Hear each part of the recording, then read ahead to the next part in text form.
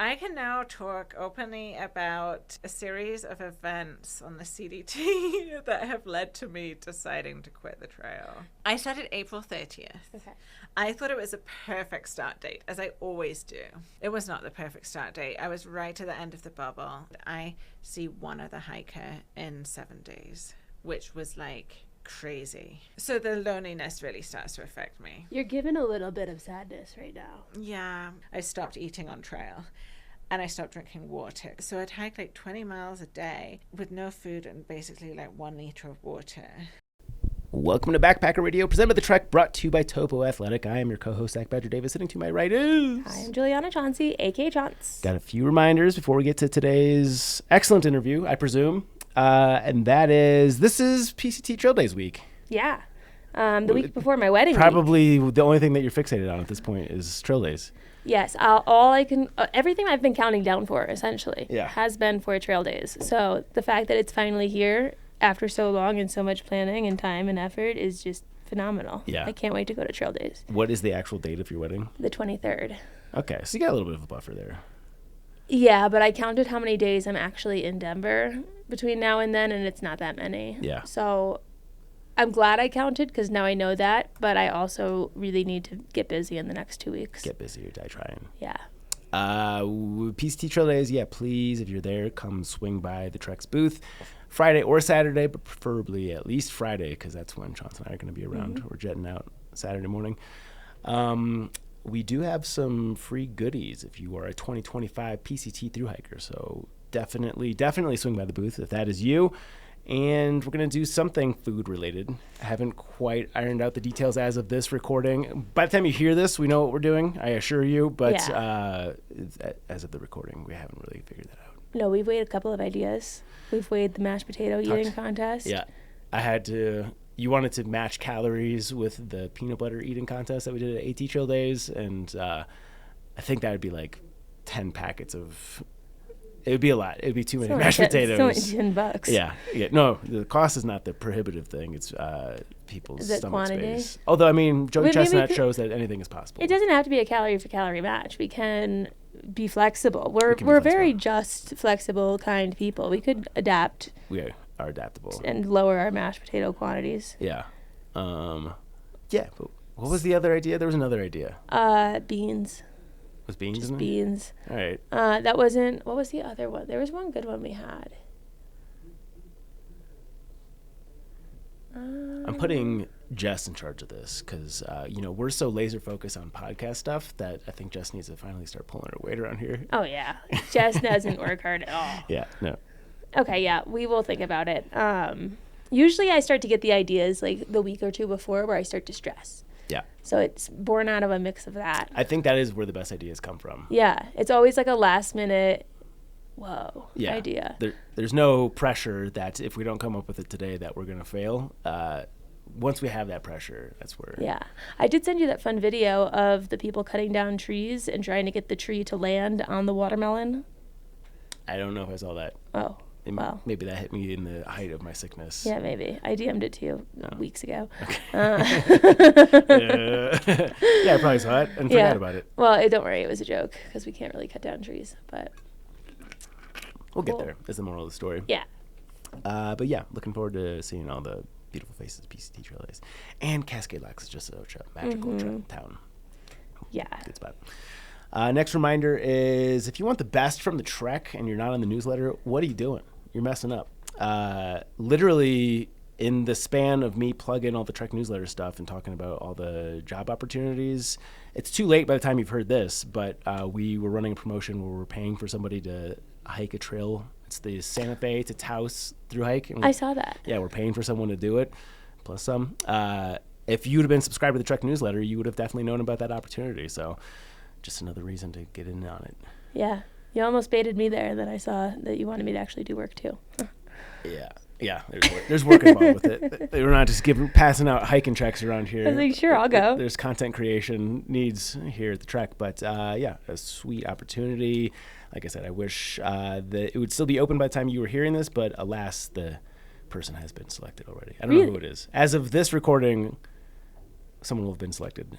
Or as of the recording, someone has not been selected. By the time you hear this, someone will I feel like you're going to get an obnoxious amount of applications for this.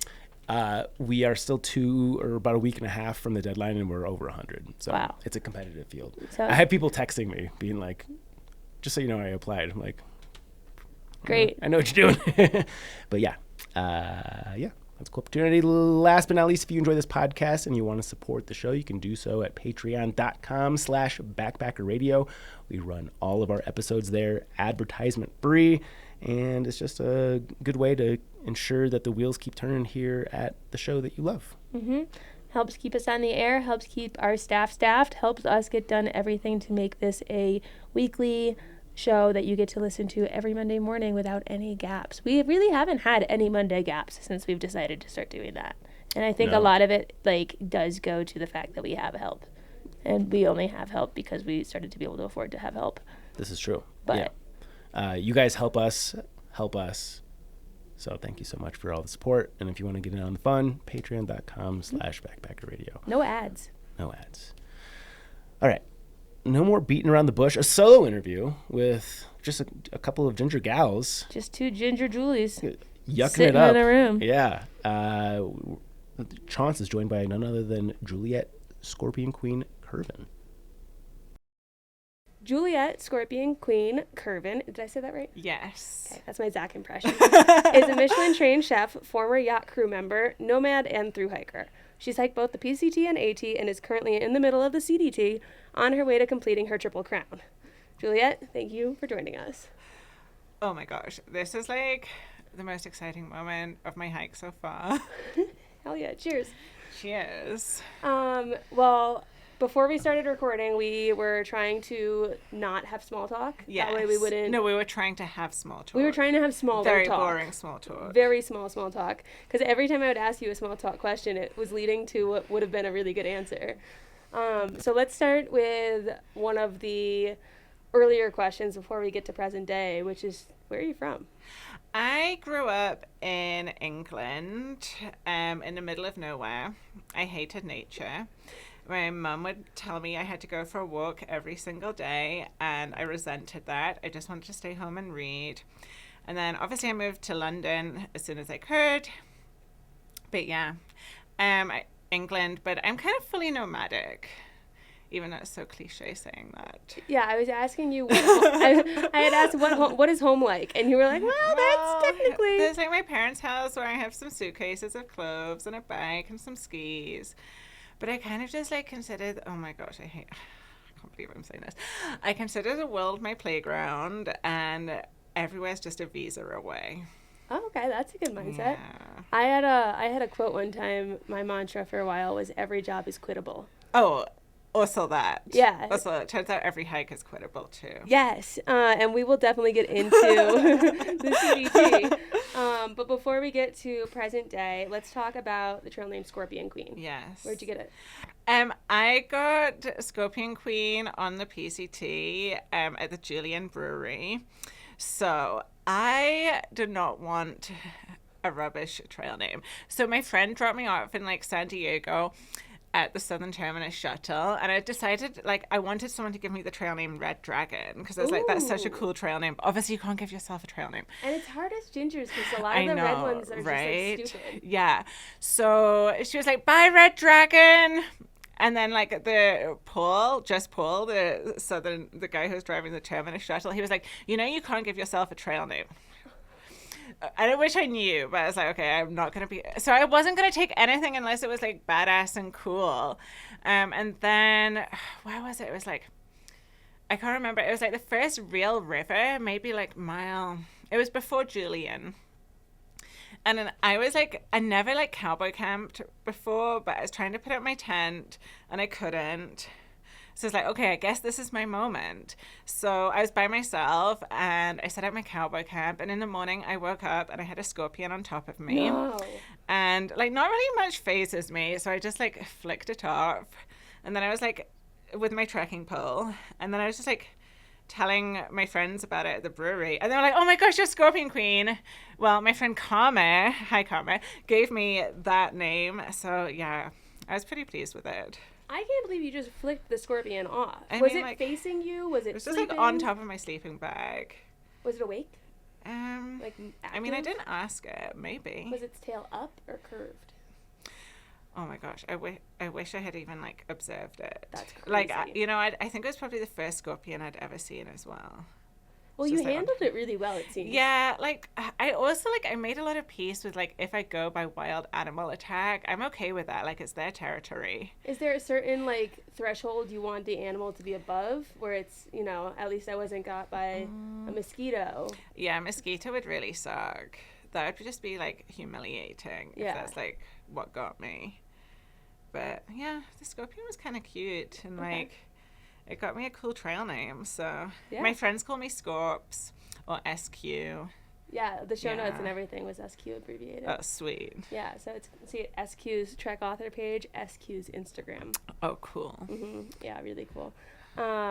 Interesting. Okay, and then you mentioned when we were talking about where you're from that you hated nature. Well, it's not like I hated it. I just wanted to like live in a big city, Like I thought like life would begin in London. And when did that change? After I lived in London. I spent like 7 years on and off in that city, and the grass is always greener on the other side. It took me a long time. I think like I got really, so I just think, I'm sorry, I shouldn't say this, but I think the UK is so boring for like, in terms of like scenery and nature. There's like no bears. It's like nothing really dangerous out there apart from humans. I don't know. And I grew up in like a national park. So I grew up in the Northumberland National Park, and it was just like, that's home. That's all I ever knew. And I never knew like this cool stuff out here existed. Like the first time I came to the US when I was 18, and I went to like Arches National Park and like Zion and like Bryce Canyon and Yosemite and everything, and it's like for the first time in my life I was like, oh my gosh, I'm on a planet. Like I'd never seen anything like it. And then so I guess I got like really into the American West outdoors, and then I'd like traveled so much and like saw a lot of cool stuff that way. And then but like I don't know, England's always just felt so small. Like, there's no big mountains there. I see it, but I'm from here, because I beg to differ. I think there's really pretty parts, but... There is, but it's like, what is like... It's not the American West. Yeah. A few things are. It's just, I don't know. And then, I tried doing some stuff in Scotland. I went to, like, Nepal, and when I came back, I was like...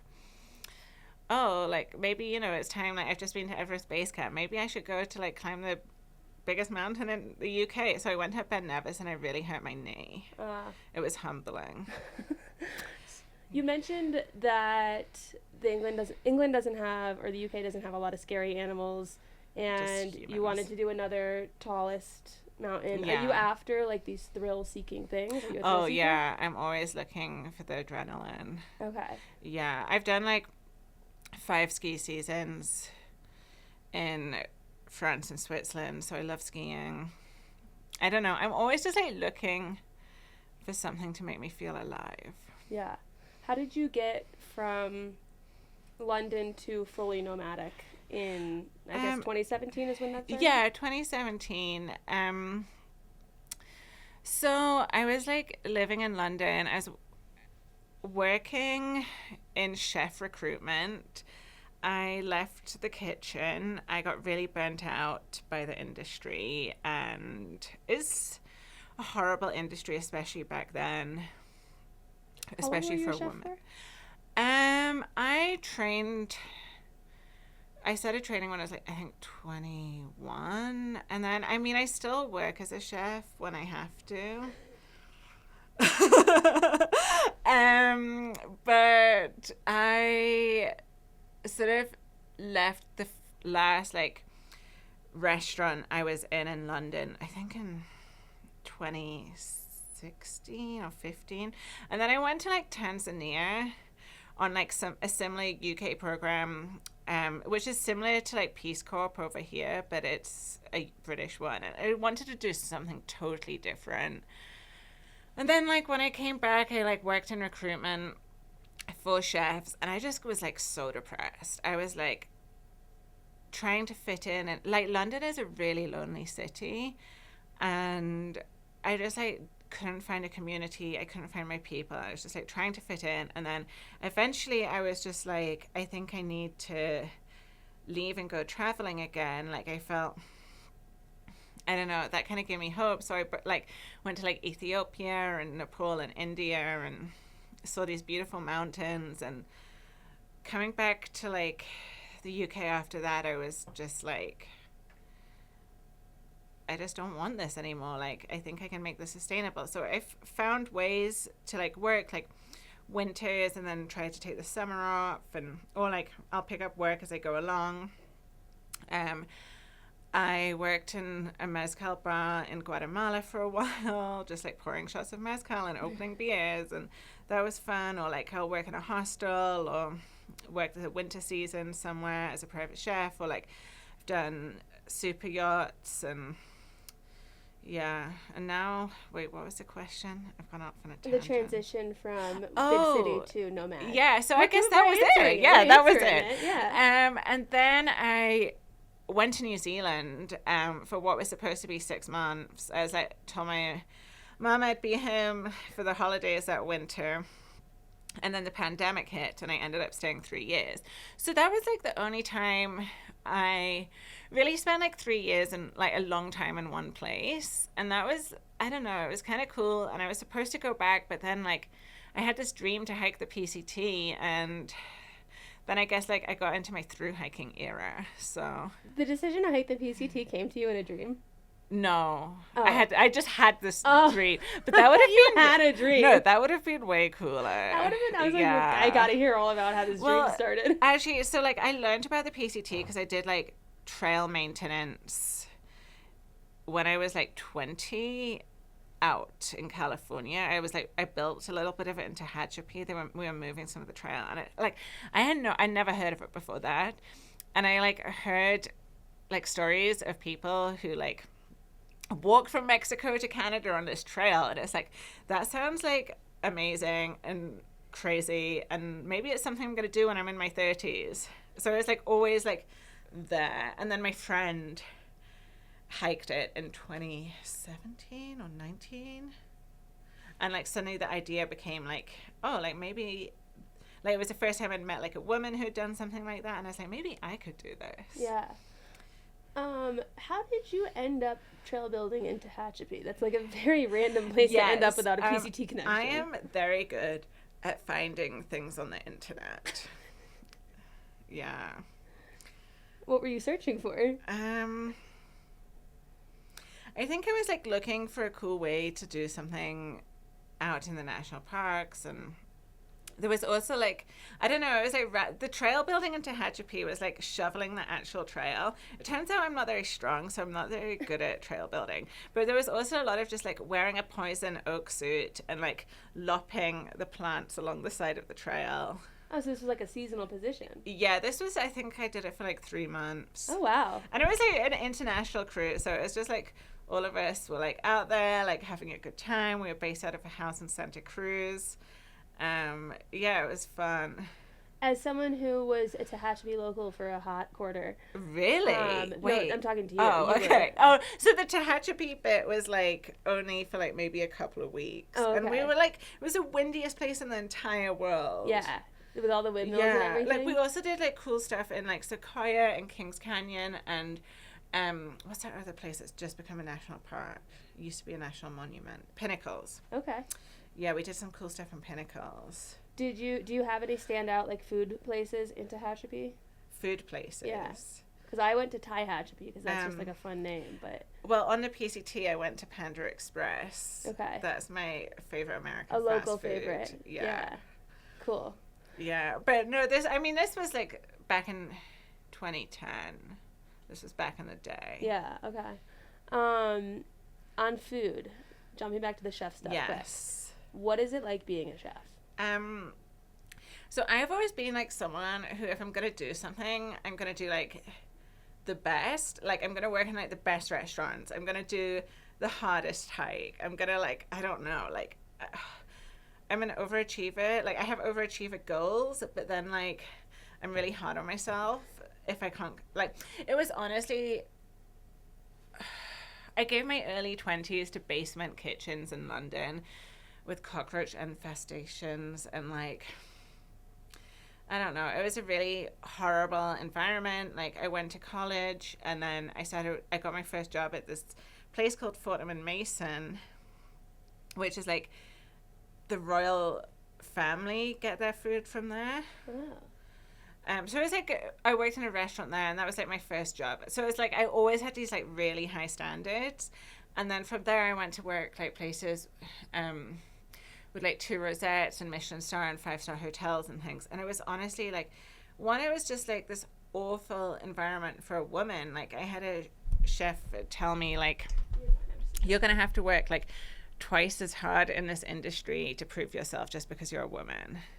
And like, I don't know, it's like, there's so much harassment, like, isn't and that aggression. Backwards?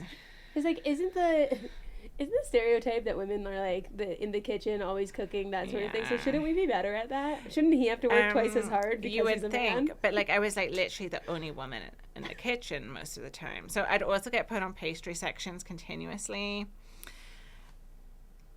I saw a lot, like, there's a lot of like, I can't watch like cooking shows like The Bear or anything because I'm like, that's too much just like real life for me.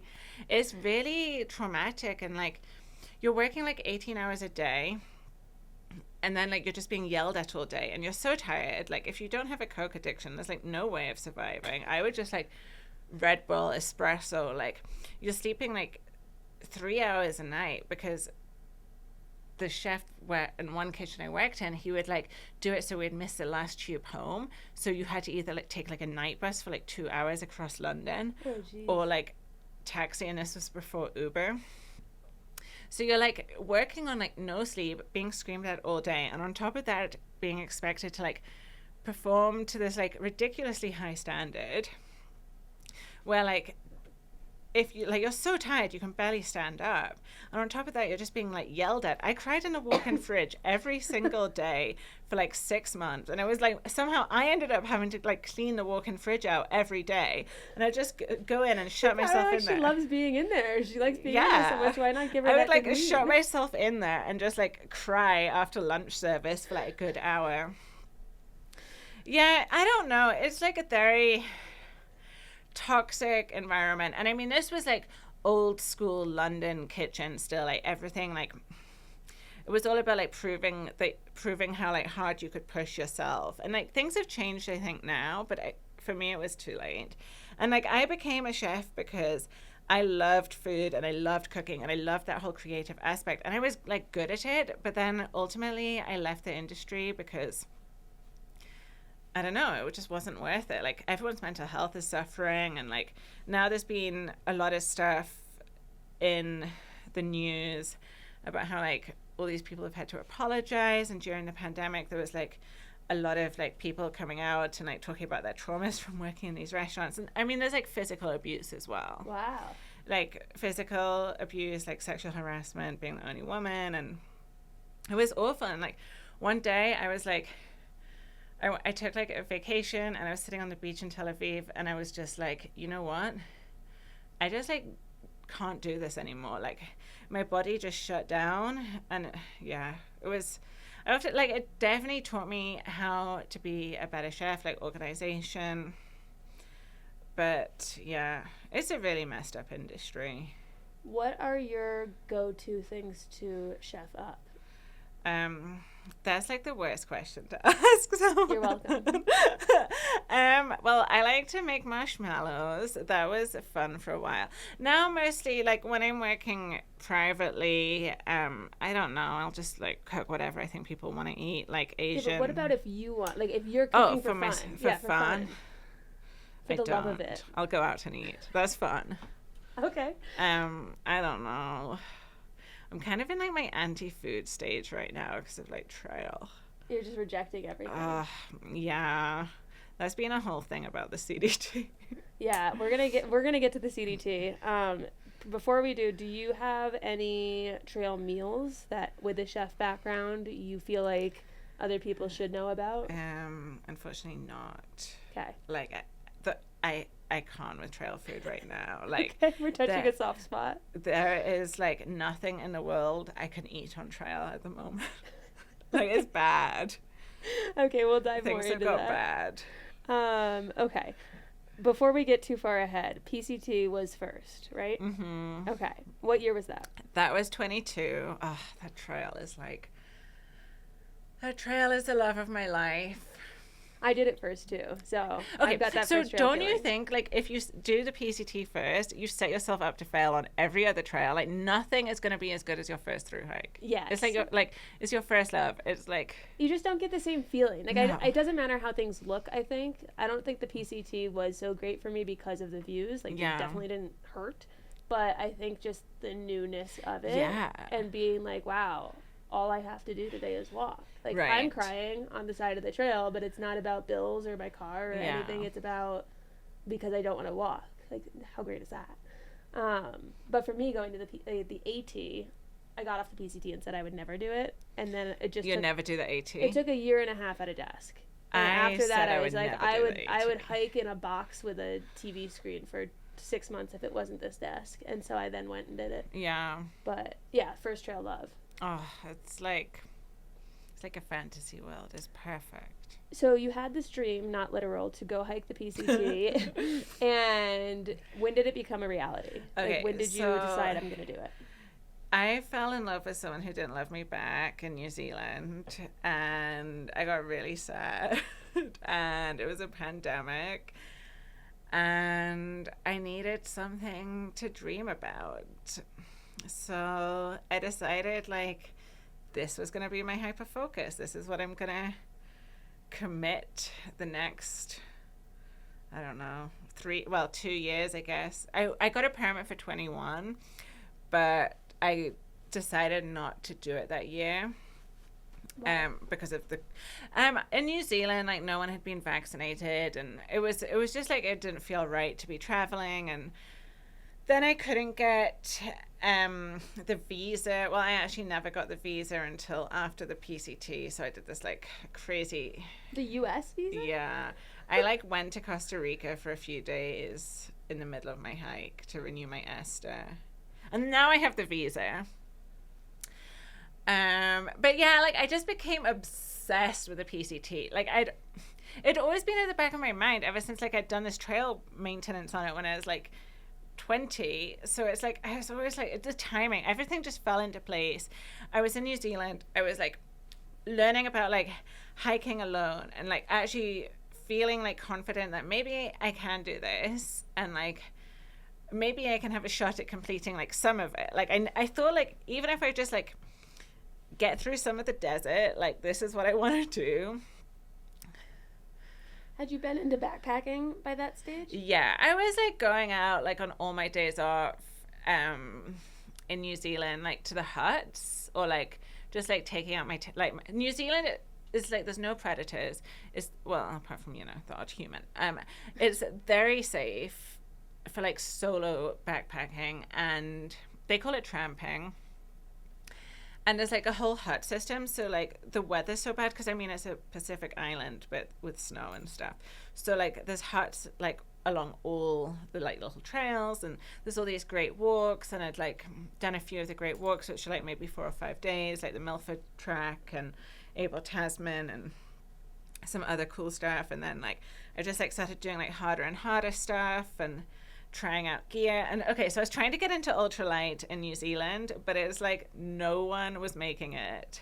Oh. Yeah, there's like, it's hard to get the gear over there. And I was like, you know, like I had like none of the gear, because I went over to New Zealand with just like a backpack with, I don't know, like a leather jacket and some cowboy boots or something at the time. That sounds kind of cool. You know, as one does, but it's not the country for that. Like everyone's just in there like tramping gear or mountain biking stuff. And so I was like buying all the gear, and most of it was coming from Australia. And of course I was like listening to backpacker radio and learning what thru hiking was, and learning like how I could maybe try to attempt this, and just like, I don't know, I was just like obsessed with it. And I was kind of like depressed as always. So it like just like gave me something to focus on and something to like live for. And I was like, I just have to get on the PCT. Like, yeah. So I was I was maybe like, I think I had a flight booked out of New Zealand. I hadn't seen my family for 3 years, so I was going to go back to the UK and see my family. And then I was going to fly to California. So, like, I also had an appointment for the US Embassy up in Auckland. And, like, a day before my appointment, there's this, like, massive COVID outbreak, and the entire, like, North Island, everything shuts down. So, like, my appointment gets cancelled. And I'm like, fuck, like, this, I need this. Like, I need this visa. And then, like, this girl on Instagram messaged me, and she was like, have you considered just going in on the 90-day Esther, leaving, going, because you have to leave and go outside of North America to renew your visa. So that means, like, no Mexico, no Canada, no, like, Caribbean. It has to be, like, continental, like, South America, I Europe. Didn't know that Mexico or Canada didn't count. It doesn't count. You have to get the stamp. So, I don't know. I booked a flight, like, I came in and then went to Costa Rica after like 90 days. Well, it's not cheating if it's within the rules. It's absolutely not cheating because it was within the rules. Yeah. I actually did that flipped once. I think I've talked about it on the podcast, but I went to England with a one-way flight. For the Schengen visa thing. For the what visa? For the Schengen visa. What's a Schengen visa? Is that what it's called? Yeah. See, I don't know because I didn't get it. Oh, for Europe? Yeah. Well, it was for England. I was going for a number of months, and I told them when I flew in that I was going out through the tunnel to France, and they like bought it. And then I learned from a guest that apparently they will stamp you in that tunnel, and so that's not really like a good excuse. I think, I mean, since England left the UK left the EU, you might get a stamp. I got away with it, so yeah. But yeah, fun. Okay, and then are they still doing the 90-day visa thing? Do you know? For the US? Yeah. Yeah. For other people coming. Yes, but like I now have the B1, B2 visa. Right. Which is a 6-month multiple entry 10-year visa. Okay. Yeah. So you're set for a while.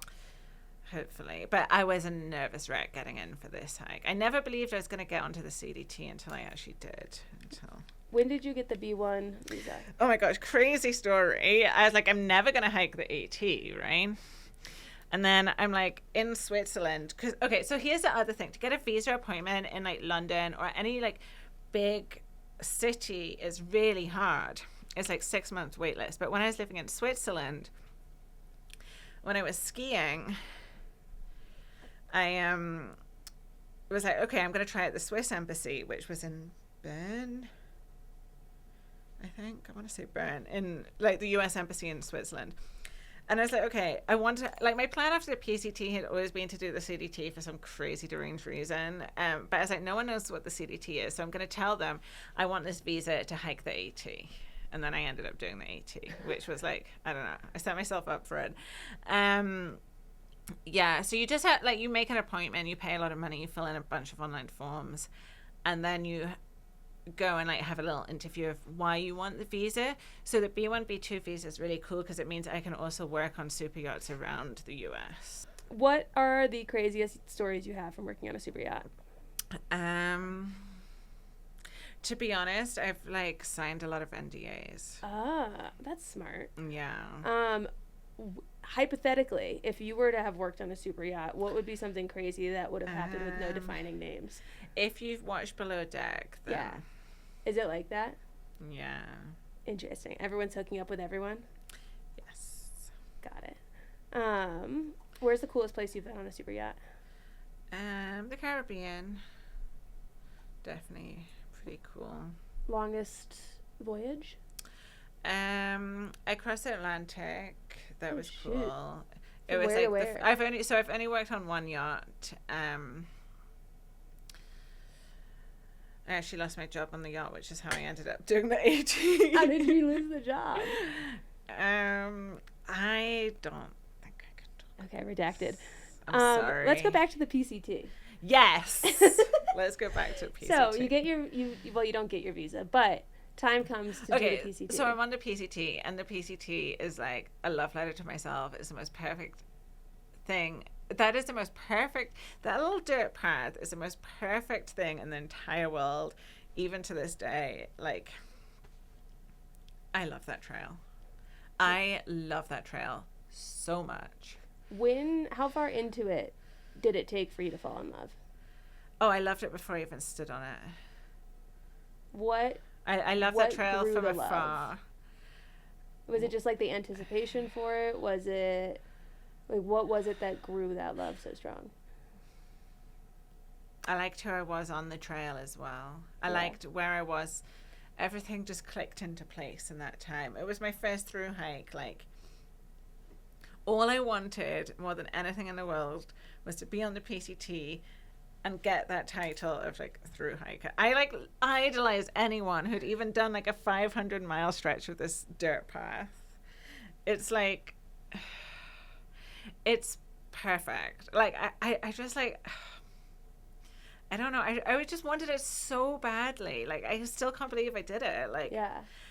If I could go back and Thru-Hike the PCT for the first time every year for the rest of my life, that's all I want to do. Like, but nothing is ever going to be as great as that first love, your first trail love. And now you're just chasing that high. I am chasing that high. I am trying to chase that high. When was your start date? I started May 5th. Okay. Okay, so here's the thing. I always think I have the perfect start date, and the bubble never thinks I do. I'm always like either behind the bubble or ahead of the bubble. And the PCT, I think I started, if I could go back, I would try to have started like maybe a week or so earlier. You think you were after the bubble? Yeah, and I just like, I mean, I met the people I met. I mean, I'm so grateful, like I met them. But I'd get to town and like maybe the locals were a little bit over the hikers, or like the shops would be empty. There'd be like no tuna packets left. You know, like you'd really have to get creative with stuff like that. But I don't care. I had the perfect Thru-Hike. It was perfect. It was like, yeah, I love that trail. What was the weather like when you got to the Sierra? Perfect. I had one storm. I had this huge storm, like, so it was like I was crossing, I had to make a decision whether to skip Whitney or cross Forester Pass. And apart from that one storm, I pretty much, it rained on me like twice the entire PCT. That's how ours was. Yeah, it was like perfect. I bought a rain jacket. I finished the trail in like mid-October, and like Washington was just this like fields and fields of blueberry bushes, and like, oh, it was like everything was like red, and it was beautiful, and it didn't rain at all. It was like an Indian summer in Washington, and it was like the most perfect, beautiful thing ever, apart from the fires. But yeah, that trail, I don't know. I love that trail. It's the love of my life. Were you impacted by the fires? Yes. There was a big fire that closed the trail to the northern terminus. So my friend and I, we got as far as Hart's Pass, and then hiked back. Oh, no, was it Windy Pass? It was the pass just after Hart's Pass. Hiked back to Hart's Pass. Ended up going into Seattle, picking up a rental car, driving into Canada, in which we literally drove past, like, there was flame, like, right on the side of the the road, and accessed the northern terminus through Manning Park. So there's also, like, I can't remember, like, 7 or 9 or something miles of the International Pacific Crest Trail, which if you haven't done it, have you even done a PCT? That part drove me nuts because I remember being like, I had senioritis. I had like finish line fever, and I was there and I was ready to be done. And we had been doing like big days up to that point, and I knew there was like 8 or so bonus miles. And Far Out doesn't show them. No, they which don't. I think that they should. If they don't yet, they need to really map those 8 miles. Because I had no idea, like, the entire time, it's when you're so close to the end that every minute feels like an hour. And so it felt like the longest 8 miles of my life. I had no idea what the elevation was, so I'd be going uphill. Oh, wait, so you did the international PCT? Yeah, oh, thank goodness. Okay, yeah. And so it was like, when is this uphill ending? Yeah. Like, where am I? And it was just weird to go through with not, like, any sort of mapping data. I love that.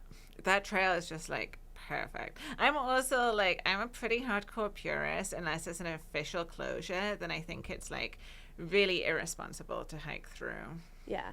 What was your favorite town? Bishop, California. Oh, just like, it's perfect. Everything is perfect on the PCT, but like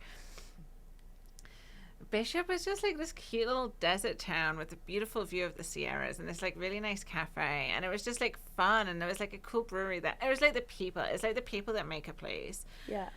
Which is something I didn't realize until after my hike, like how much I would look back and think about the people and how like all those memories are about the people. Bishop, Julian, all of it was like Trout Lake randomly, because it's like where I made so many new friends, and it's like I just love that trail. Coming from abroad to hike it, and this being your first trail, if you were to go back and do it again, would there be anything you would do differently leading up to the hike as someone who's coming from a different country that would have made your life easier? I mean, I probably wouldn't have like set out from the southern terminus with 8 liters of water and a book, but I had a book. Yeah, I mean, like it's romanticizing, right? Okay, I don't have. Brought a that's hammock cool. in the desert. Is there anything else I would have done differently? I think like I love gear, and at the time, like being in New Zealand, I didn't really have many options, and I wanted to like know what I was using before I started the trail. I think I would have done some different stuff with gear, but I mean, like realistically, it didn't stop me from completing my hike, and now I'm just like I have the perfect setup, and I've probably just quit the CDT, so it's like, does it even make any difference? We're gonna get back to that. I keep teasing with it, but before we leave the PCT, are there any other standout stories or experiences on the PCT worth sharing? Oh, gosh, wait. Like, all my gear broke, actually. I was going to say, you seem like you have really bad luck. So I can't believe like, that you would get through this whole trail and nothing will have gone wrong. I did have, like, kind of good luck. I don't think I went to urgent care. Did I go to urgent? No, I didn't go to urgent care on the PCT. I like that as a gauge of good luck or bad luck. Have been on a CDT. My gear all broke, like, around mile 500, like, coming into Tehachapi. Like, okay, so I love gear, but, like, customer service is so important for a gear company. And, like, when it all broke, like, some of the gear companies really pulled through and some of them really didn't. Do you want to shout out the ones that did? Black Diamond. Pulled through? Yeah. They overnighted me replacement parts for my trekking poles. For free. Wow. Didn't even charge me the overnight shipping. I think they heard the desperation in my voice on the phone. Like I tied my poles to my pack for the aqueduct, because it's just like the road. And somehow like I lost part of my pole. It just like fell off. And they sent me like the replacement part. Gossamer Gear sent me a replacement pack. Like, if anyone can break gear, I can. So, there was one brand which definitely didn't pull through, but I won't mention who they are. If you know me, you know exactly who I'm talking about. We'll talk after. Yeah. But yeah, I don't think. That was the only time I was like, I'm not sure I can make it. I also had a lot of foot problems on the PCT. Oh, you didn't think you'd finish? I like ended up doing this like crazy flip-flop thing. So when I came back from Costa Rica, like all these fires had like broken out, and so like, okay, I never thought I was going to be a trail purist, but like as soon as I set foot on the PCT, it just like organically happened. And like I can't skip miles unless it's officially closed. Like, you know, I'm that like crazy person who has to like go back across the road and connect their feet. Do you? Yeah. Oh, 100%. Really? That's interesting. But I never thought it, like, I was like, I don't care, like, I just, as long as I can hike a little bit of this trail. But it just like organically happened that I became a purist. Has there ever been an instance with a hitch where they haven't been able to drop you off to the exact same spot, or it's just like not at your brain for the rest of your life? Well, I've left my pack and gone back there. Oh. Yeah, it happened like maybe twice on the PCT. I would like stash my pack somewhere and just like run back. Yeah. Interesting. Like maybe a mile or so. Yeah.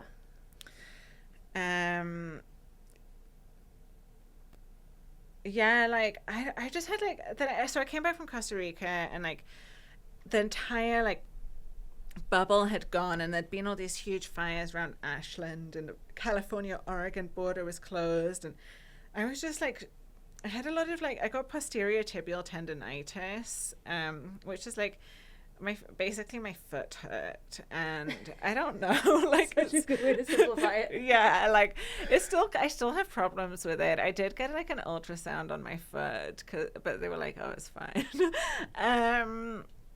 And I did wonder about like if I wanted to keep going because of that, but then I talked to Blaze physio, and she was like, look, like it's just gonna hurt, but you can still hike. Like, I love her. You can probably just like hike the rest of the trail. Just like don't do your biggest mile days with like heavy food carries. So I just like limped pretty much over 1,000 miles of the PCT. Hell yeah. With like Leuco tape and like random, like I put like a bandana in my shoe to like try to like wedge. Oh, like create a to create a lift. Anyway, I still can't find the perfect shoes for hiking. I've tried like pretty much every shoe. Okay. Have you tried Topos? I've been wearing Topos, men's Topo Ultra Ventures. Why the men's? REI didn't have any of the women's, and it was an emergency. What size shoe are you? Well, this is another thing. Like, my feet have changed a lot on this trail, which I didn't see coming. Oh, interesting. Usually it's the first one. Yeah, the first one I started in ultras, like everyone does, and then that's when I got the posterior tibial tendonitis, and then thank you Ultra, and then I switched to Hoka Speed Goats because my friend Karma did, so I was like, I don't know what I'm doing, like maybe she does, and then that's when I finished the rest of the PCT in like men's extra wide Hoka Speed Goats. Do you have huge feet? No. But I have this, like, I had to get toe straightening surgery after the PCT on my pinky toe.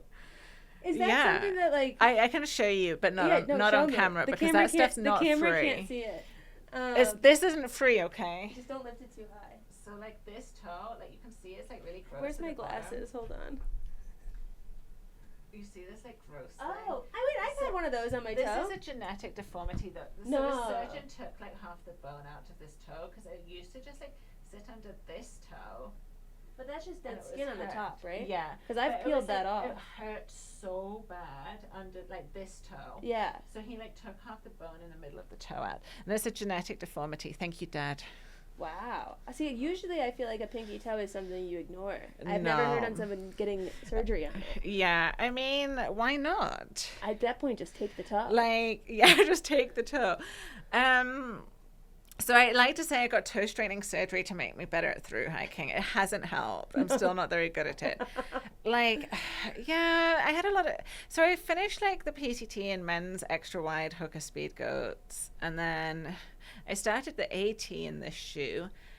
And then switched to Topos at mountain crossings. Okay. Hiked the entire AT and...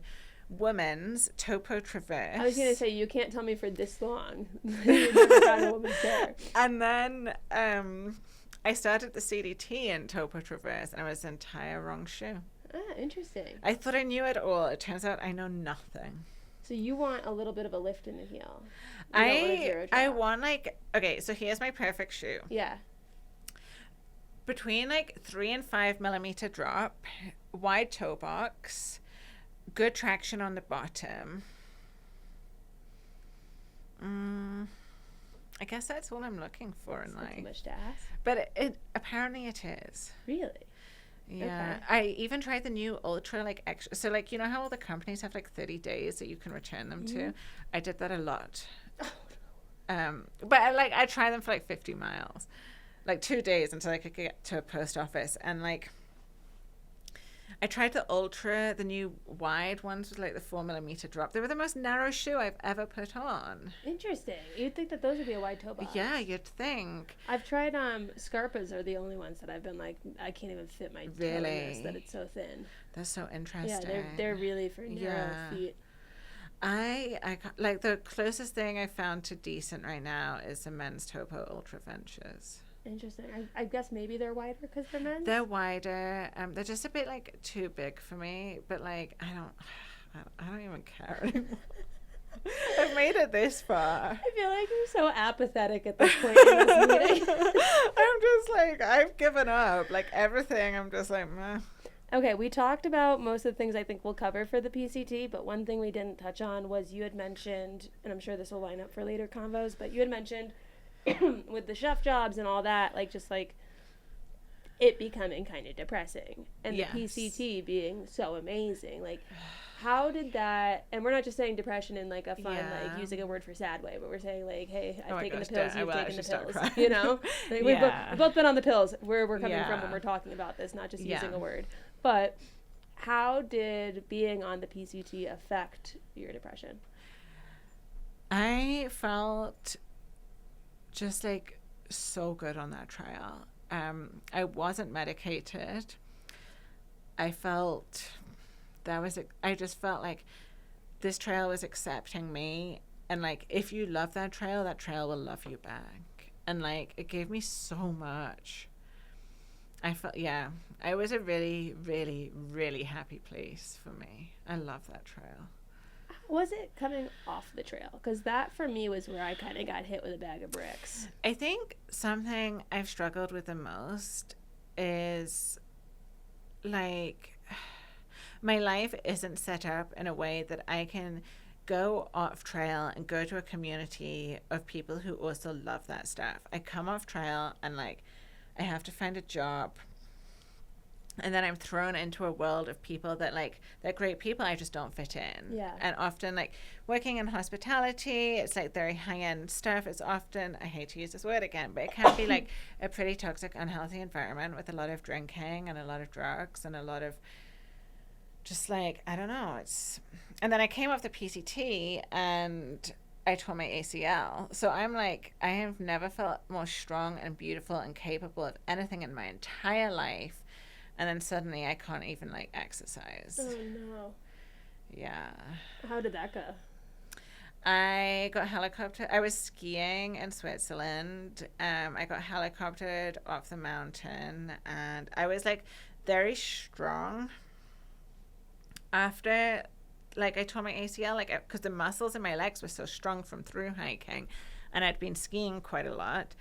And then like suddenly like I get the diagnosis, even though like I can still walk, they're like, you can't do anything, like you have to get the surgery. So I'm like, I don't know. It was a really hard time, because like what happens when you like feel like you're at the peak of your performance, and then suddenly that's like everything you love so much like gets taken away from you.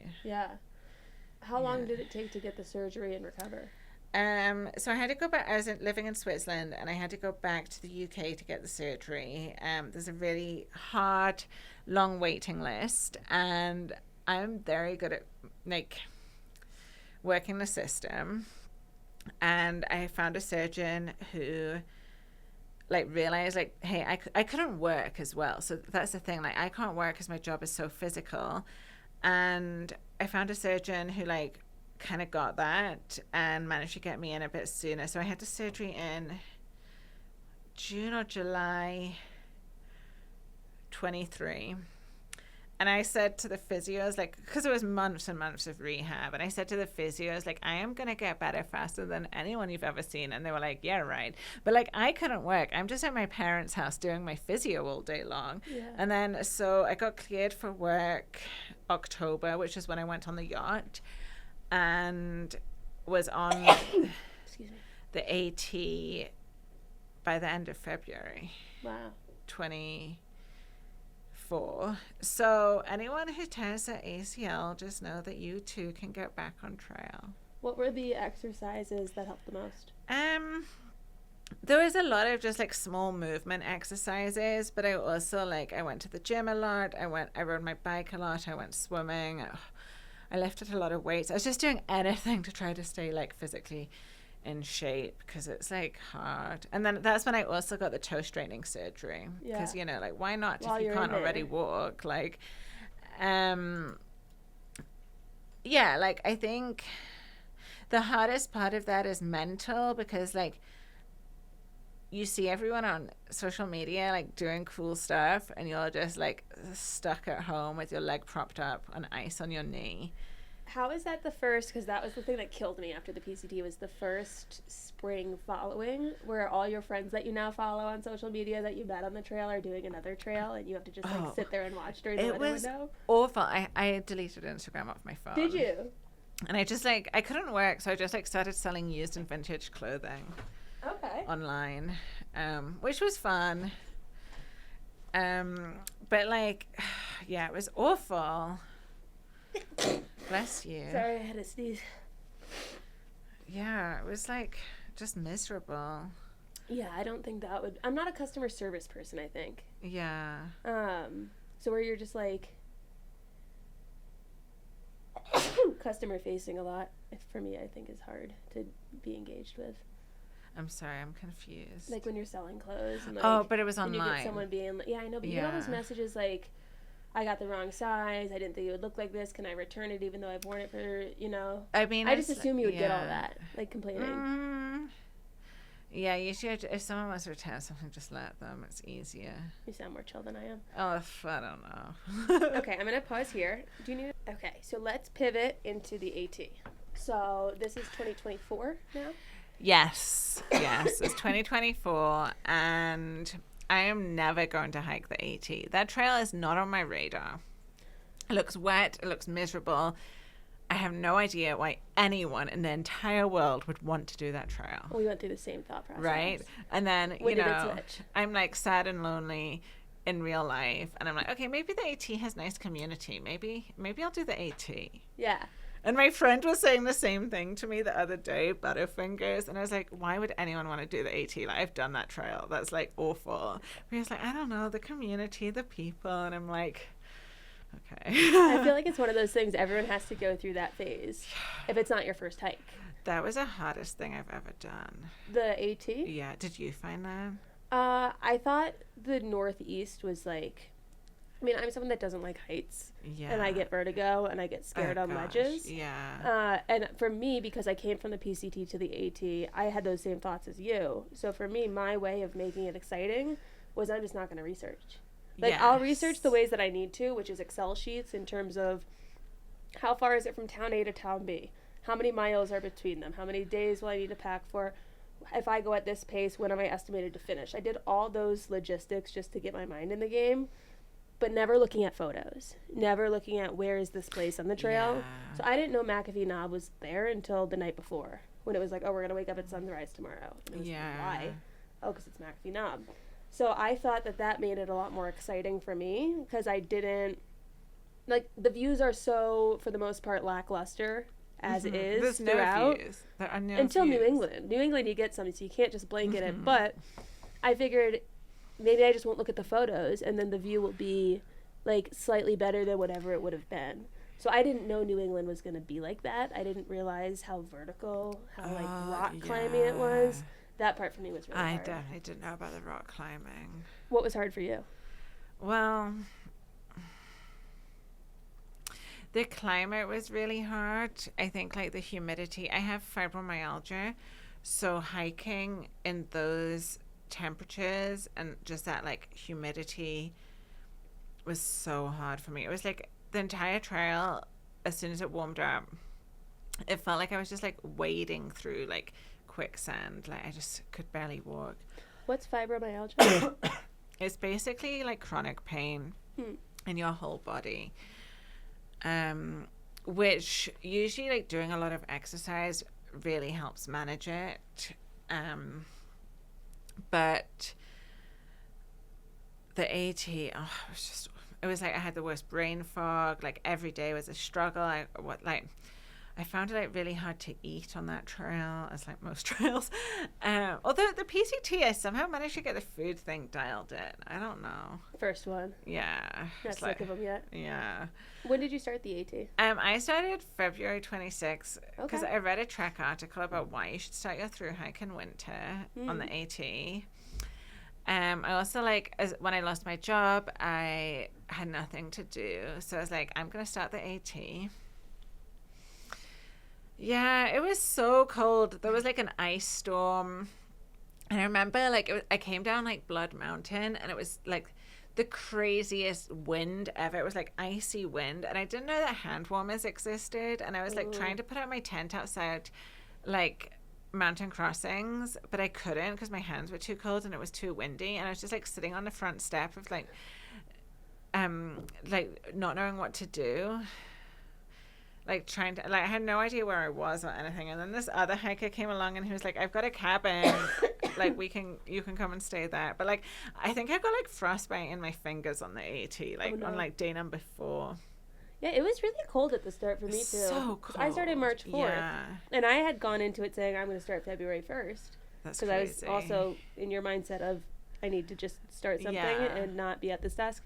And Zach was the reason. He was like, I implore you, do not think start. That's smart. There were just so many days where like I was wearing my buff around my nose because my nose would get really cold, and I wasn't taking any breaks to like take snacks or stop walking or do anything. So I was pulling big miles out the start, and it was purely because it was too cold to stop.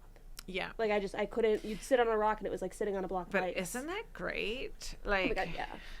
Yeah, I don't know, like the AT is crazy. Like it's just such a crazy trail.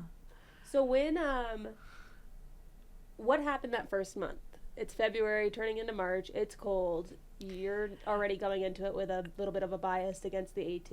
Yeah, and I'm like so far ahead of the bubble. There's like only me and all the like, I don't know if I can say this, but like older retired gentlemen. I don't think that's a who had always wanted to insult? thru-hike the ATs. So I'm like hardly meeting anyone my own age, or like again I'm just like not really meeting anyone.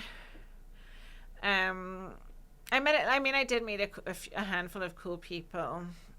I don't know, like I remember my friends Unfiltered and Newfound were running the Grove Hostel last year, and I get there and like I'd met Unfiltered on the PCT, and like we talked a lot about like how your second thru-hike is so different to your first thru-hike because your why and like your reasons for doing it are totally different. So like how like your second thru-hike is actually a lot harder because you don't have that like driving force of like the why you've like left your whole life to walk in the woods for like 5 months. And that like really helped. Discovering hand warmers really helped. I don't know, like looking back, like now I can romanticize it, but it was a really hard first month. I also didn't know like about PUDs. Pointless ups and downs. So pointless. Like you get to the top of the mountain and there's no view, there's no lookout, then you walk back down and do it all again and again and again. But the thing I missed the most about the AT now is like how easy it is to get into town. Yeah. And at the time that annoyed me because it's like I want to be in the wilderness, I don't want to see town. And now I'm like, oh, I want to see town. Yeah, it's definitely different. Yeah. Looking back, the first month was actually kind of nice because it was cold. And like you could kind of get sunsets and stuff. And then I went to Dollywood. That was really fun. Oh, you did? Yeah. Did you go down the Newfound Gap Road? Yes. Okay. We hitched into, what's that town called? Gatlinburg. And I went to Dollywood. Oh, that was so fun. I've not been. Is it worth we took 0 shrooms day? at Dollywood. Did you? It was so fun. How was it? I don't know if I should say that. No, you can absolutely say it. It was just like we rode like, so there'd been like really heavy rain in the morning. So like we waited until like the afternoon to go. There was like me, Wonka, Tweedle, Airbud. Yeah, and what was his name? Oh my gosh, I'm so sorry. I forgot what his name was. I feel terrible. It was so fun. And we took shrooms and just like rode all these like roller coasters. Like we must have ridden like 50 roller coasters because there was no crowds because of the rain in the morning. Oh, it was like the best day ever. Yeah, Gatlinburg was a blast. And then I went back to trail and I was like hiking with Wonka and Tweedle, these really two cool guys from New York. And then I like got injured. I slipped on a wet leaf. Oh, no. Yeah, and had to take some time off trail. Where was that? Where was this? It was just after Woods Hole. Okay. The day after Woods Hole. And then, like, yeah, I slipped on a wet leaf. Like, I pulled this, like, tendon here. Oh. And, like, I thought that was it for my hike. And suddenly, like, I really want to hike the AT once you think you can't. Yeah. Now I love it. Yeah. And did you have to go back to Woods Hole? No, I went to, oh gosh, Christianberg. Okay, so my phone also broke and I couldn't use my phone. And this was all in the first month? Yeah. Well, this was like maybe two? Like, maybe second month. Okay. Still a lot to have happen at first. So, like, I'm injured. So I hitched into town to buy a new phone. But it turns out you can't buy a phone without a phone or, like, some kind of device to, like, verify the payment for the new phone. So I'm, like, unable to buy a phone and I have no way to contact anyone. So I'm, like, walking around town, limping. Don't have any money because all my cards have been blocked. Why have your cards been blocked? Because I'd been trying to, like, make this large payment for a phone.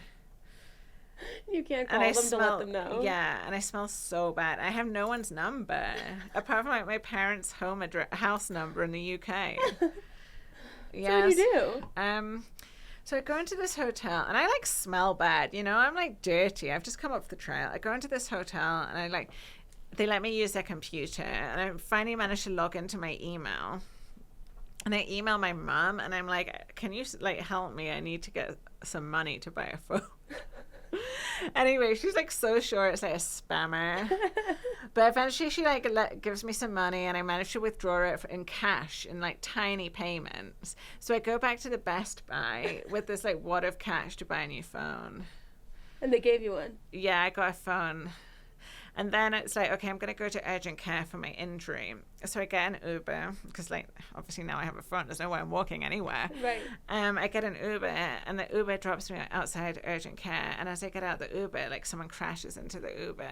And it's, like, my fault, obviously, because it's me. Like, this is the worst. What do you mean it's you? Well, it's just, like, my luck. Oh, you're the common denominator? Anyway, like... Were you in the car when they crashed? Yeah. Which did it hit the front, the back? I hit his side, I think. So you were fine. I don't know. I just got out and just was like, it's not my fault. Like, I don't. Yeah. But it was like, this was my fault. Like, because it was. I mean, it was my fault. He didn't know that. No, he didn't know. But I'm, like, having the worst luck ever. And then I don't know. Urgent care's closed. So I'm like, okay, I'm just gonna get a hotel. So I go to Super 8, and it's like. They quote me like $200 a night or something, like, crazy, because there was, like, a Super 8 right next to urgent care, and I'm like, no. So then I find, like, a nicer hotel with white sheets and drink, like, canned wine in the bathtub. And just, like, I thought that was it for my hike, though. I was like, I thought and then I had to take, like, a week off. I can't remember the name of the town, so, like, got an Airbnb somewhere. So when did you decide to get back on trail? When I couldn't come up with any more reasons to not get on trail. Did you have friends up to that point that you had lost? I'd lost them, and I knew I wasn't going to catch them again. So I, like, started back on maybe, like, around Daleville, yeah. I think that's... maybe it was just before Daleville had gotten off. So then I'm, like, hiking, and then I go through the Shenandoah. Honestly, I didn't love the Shenandoah. It was too hot. I did 8 mile days. I burned out the Shenandoahs. I was just, like, slow. Yeah. And then, like, I think it was, like, leaving the last lodge. I, like, somehow lost, like, my headlamp.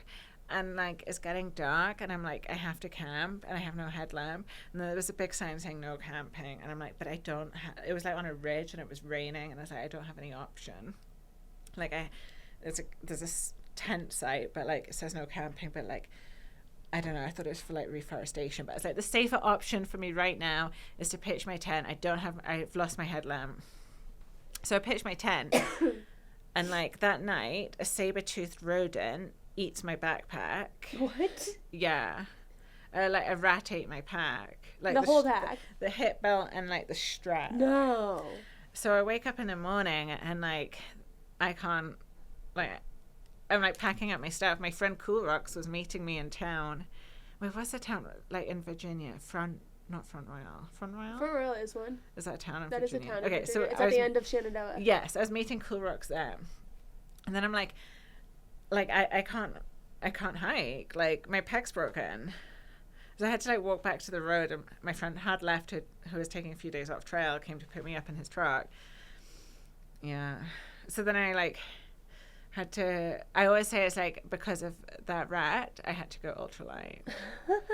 Like, my pec's just in pieces, but I managed to, like, take the hip belt off. And, like, tie the straps so, like, I could still hike with it. And I just, like, ditched everything that I could survive without. How long do you have to hike with it like that? Maybe, like, a week. Oh, my God. And then I got a new pack. So what did you ditch? Everything that you can live without. What were you carrying that you could live without? A stove. Like, who carries a stove? Do you not carry a stove anymore? I do now. Okay, I was gonna say. On the AT, I didn't, because you can get into town so often. Yeah, fair. But, like, so basically, I'd already ditched a stove, I think, because, like, my lighter broke, and I just had to start cold soaking anyway. Yeah. It was, like, something stupid. Like, honestly, this is how people end up going ultra light. All their gear breaks, and then they just have to ditch stuff. Yeah. I think just, like, my puffy, I probably ditched. It was so hot at this point. All the I love cute little bags, and I probably ditched most of those. Cute little like bags. Cute little bags. Oh, like the stuff sacks? Oh my gosh, I have so many cute, like, but like you can get such cute ones out there, like really pretty ones. So I got a Palente. It became my entire personality. Okay. Yeah, that was cool. Yeah, I had a note on here that on the AT you had to replace 90% of your gear. Oh, like everything. The only thing that's made it onto the CDT from the PCT is my spork. Really? Like, I love gear and I love trying new gear, but gear does not love me and it fails me. Why do you think that is? I'm just like really clumsy.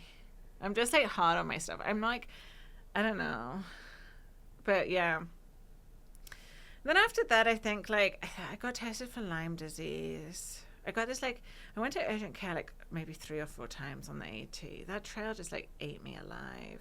How did you convince yourself to keep going through all this? Because at some point during that, I would have been like, forget this. Like, I'm really stubborn. Yeah. And I was like, well, if everyone else can keep going on this trail, like, I never ever thought I would quit a thru-hike. Like, after the AT, I was like, I can push through anything. Oh, and then, like, I also had an epic trail romance and fell in love. Oh my God, yes. Talk to me about it. Where did it start? Halfway point, around the halfway point. So, like, the trail kind of came alive, like, after that, right? Is this someone you knew for a while, or is this someone you just bumped into? I met him on trail. Where? And then we, down in Tennessee, I think. I want to say, like, around Uncle Johnny's. Known him a while? No, we just started hiking together in Pennsylvania. Okay. But, like, I don't know, the trail kind of came alive, and I fell in love, and, like, I wouldn't quit when I was, like, in love, and, like, you know, I had, like, this tiny little pack, and, like, I thought everything was peaked. Great. Yeah, it peaked. That was like, oh my gosh, I peaked. You peaked. The rest is all downhill from there. So then what happened? Well, I summited Katahdin on the 14th of August and vowed that I would never go back to the AT. And were you still in the trail romance? Yes, okay. But the trail romance is over. Did you think it would last past the trail? It did. Okay. And we are no longer together as of a few weeks ago, which is part of my journey of why the CDT is why 2025 is not my year for the CDT. Yeah. Did you start with the person? No. Okay. But having, like, a trail romance on the AT, I think, is really important for finishing that trail, because, like, there's no reason. And we would, like, Platinum Blaze. Like, there's some nice hotels in New England, you know? Oh, yeah. I don't know. I just found, like, the AT the hardest thing. Like, some of those climbs in the whites, I would be, like, halfway up a climb, and I would call my friend Moo, and I'd be like, I think I'm going to quit the AT. Like, halfway up a climb, like 300 miles from Katahdin. And she'd be like, but if you quit the AT and you want to get a Triple Crown, like, you're going to have to come back and do this. And I'm like, okay, I'll keep going. But it was torturous. It was so hard. Yeah. Like, it That is not hiking. That is not, it's like bouldering for hours and hours and hours on end. We had a running joke in the Whites in our trail family, which was just that it's never too late to quit. And so whenever someone would just start complaining, we'd be like, look, it's never too late to quit. I know. Like, today could be your day that you could quit. But, like, I did meet people who quit in the Whites. Yeah. Like, they've walked all that way, and then it's like... Yeah. Maybe they got what they set out for. Yeah. Okay. How did being in a trail dance on trail differ from taking it off trail? Because I feel like on trail, everything's bright and sunshiny, and then off trail, it's like, does this work in the real world? Do you mind if I don't talk about? Yeah, okay, we'll skip past that. Yeah. Just as too recent. Sure. Like. So, from the AT, what did you feel leaving it? Were you, now I love the AT? I was relieved. I reached Katahdin and I laughed with relief. I ate like 3 whoopie pies that day. And like, I was just like so relieved to have like completed this torture fest. I don't know. It was like, it's a weird thing. I think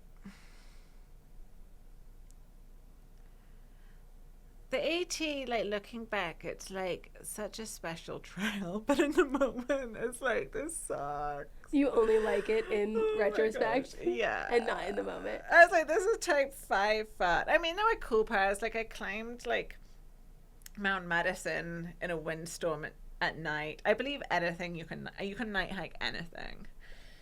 Yeah, there's truth there. Yeah, I night hike a lot. Do you prefer it?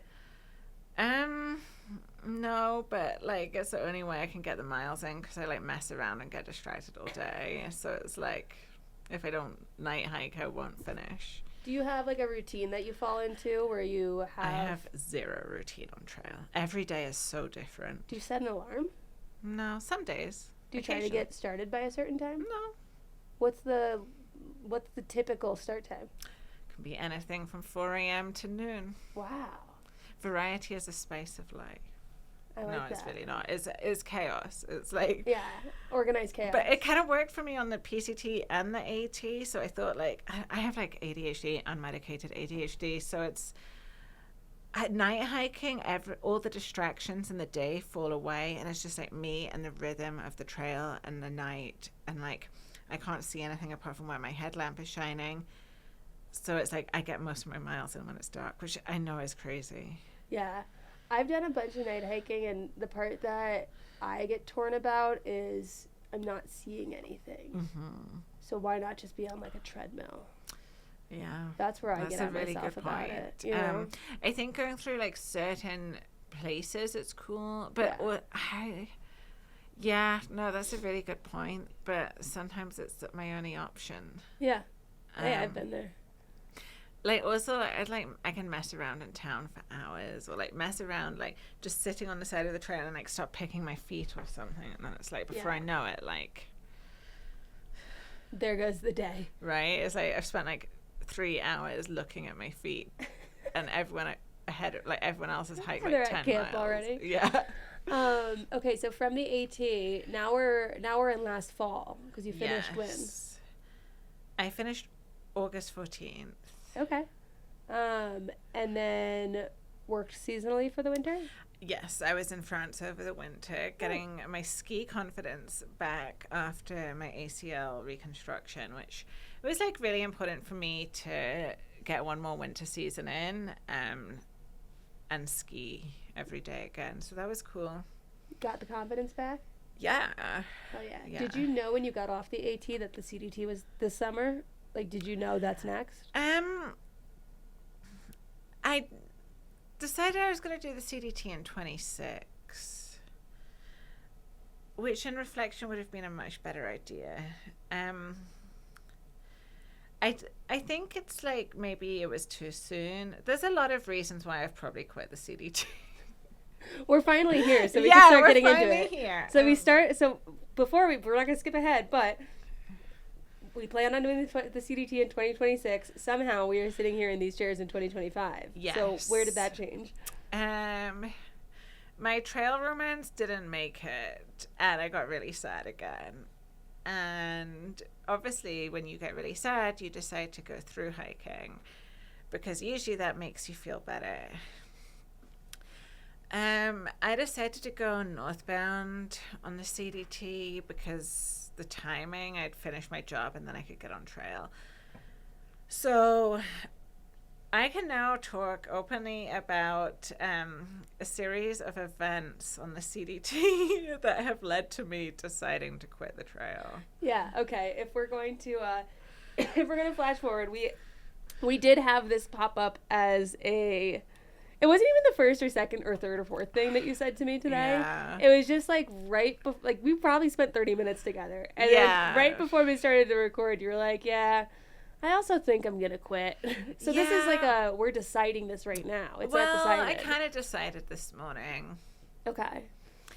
Basically, I started the CDT. I never actually thought I was going to set foot on the CDT because of like getting into the US. I was like so convinced that something would go wrong. So I hadn't really done much research, but like on every other trail, I figured it out as I go along. So I make it to Lordsburg. I'm staying at You're going north. Yes, I'm going north. So When did you start? I started April 30th. Okay. I thought it was a perfect start date, as I always do. It was not the perfect start date. I was right at the end of the bubble. Okay, so I should also add, I'm like an extremely introverted person most of the time. So like the events that have happened on the CDT came as a huge surprise to me. I can't wait. So I'm like on the CDT. It's like, wait, the night before I get locked out of my motel room at like Motel 6 or Super 8, or it's like the dodgier one. I don't know. But there's a really cool hiker table in the lobby there. Like, it's a hiker box, but it's like this huge table. So I get locked out of my motel room and it's like 1 a.m. and the shuttle's going at like 5, and I'd gone to fill out my smart water bottles with the like purified tap water in the lobby, and I'd left my key in the room, and it's like I can't get like another key. There's no one behind the front desk, so I'm like climbing around behind the front desk trying to find a way to get into my room, and then eventually someone comes. But like as a result, I don't really get any sleep the night before. And I like sleep through my alarm. I almost missed the like shuttle to the southern terminus, and then like I wake up with a really bad stomach ache. So I'm like standing at the southern terminus with a bad stomach ache, just kind of in a daze. And then it's like time to start hiking. And I'm like, wow, this is it. This is like, it hits me like, this is like the last southern terminus on my Triple Crown. Like, it was never about getting a Triple Crown. It was never about that. It was just about being in these beautiful places. And it's like cool to have a goal, but it was never about like, hey, I just want to tell people I'm a Triple Crowner. Like it's never been about that. But I'd always wanted to do the CDT even before the PCT. So at mile 2.1, I trip and fall. And I like remember looking at the mileage, and I'm like, I'm just like so unsteady. I don't know. So then I hike a bit more, and it's like time to take a nap, but there's no shade. I'm just like tired. I like half fall asleep under a cactus, and when I wake up, I have the worst sunburn I've ever had. No. Like and you can probably see like. Yeah, we're gingers. It doesn't go well for us. There's like this line. I was wearing like compression sleeves, and like it's just anyway. Like I don't realize how bad it is until like later that day.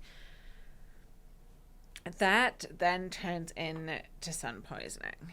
Oh no. Yeah. So I like make it back to Lordsburg, and everything's just like I've got blisters already. I've never had blisters. Like, wait, do you mind if I go pee quickly? Yeah.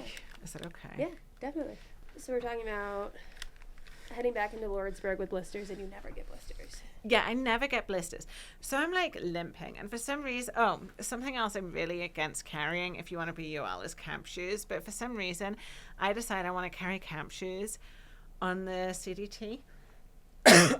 So I'm like trying to hike in this like flimsy 1 millimeter Vibram sole sandal. Which camp shoes did you get? They're this like, I can't even remember the name. This like Spanish brand. Oh, okay. I don't think you can buy them over here. Okay. I was super like really thin, though. So thin, like maybe like 2 millimeter sole. So they weigh, I want to say like 60 grams each, so 120 grams for the pair. That's not bad. Yeah. Anyway, turns out you don't need camp shoes, which I already knew. But yeah, so I'm like trying to hike in these camp shoes because I've got like blisters all over the balls of my feet. So I get to Lordsburg. I have like sun poisoning. My skin is like, my legs are swollen. They are so swollen, and like the blisters. And then it's like I take like a Nero with a couple of other people, and then like it's time to hike out to Silver City, so I start hiking out, and it's like, how long was this? Just after a Nero? Yeah.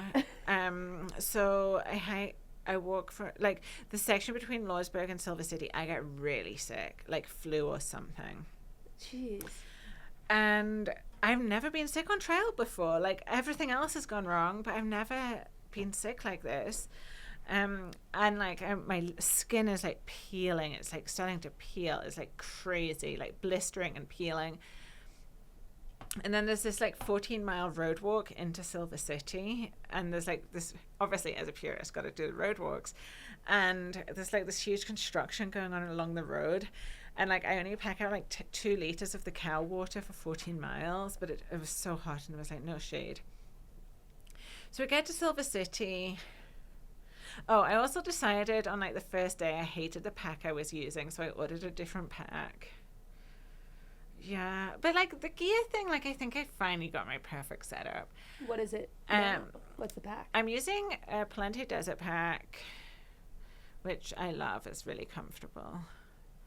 But I switched from the pack I'd got repaired from the like, I had an Atom pack, which is what I'd started the AT with, the one that they rode in A, and I got it to do the CDT with because I thought I needed like all this like space to carry so much food and water. It turns out like I'm not even eating or drinking on this trail.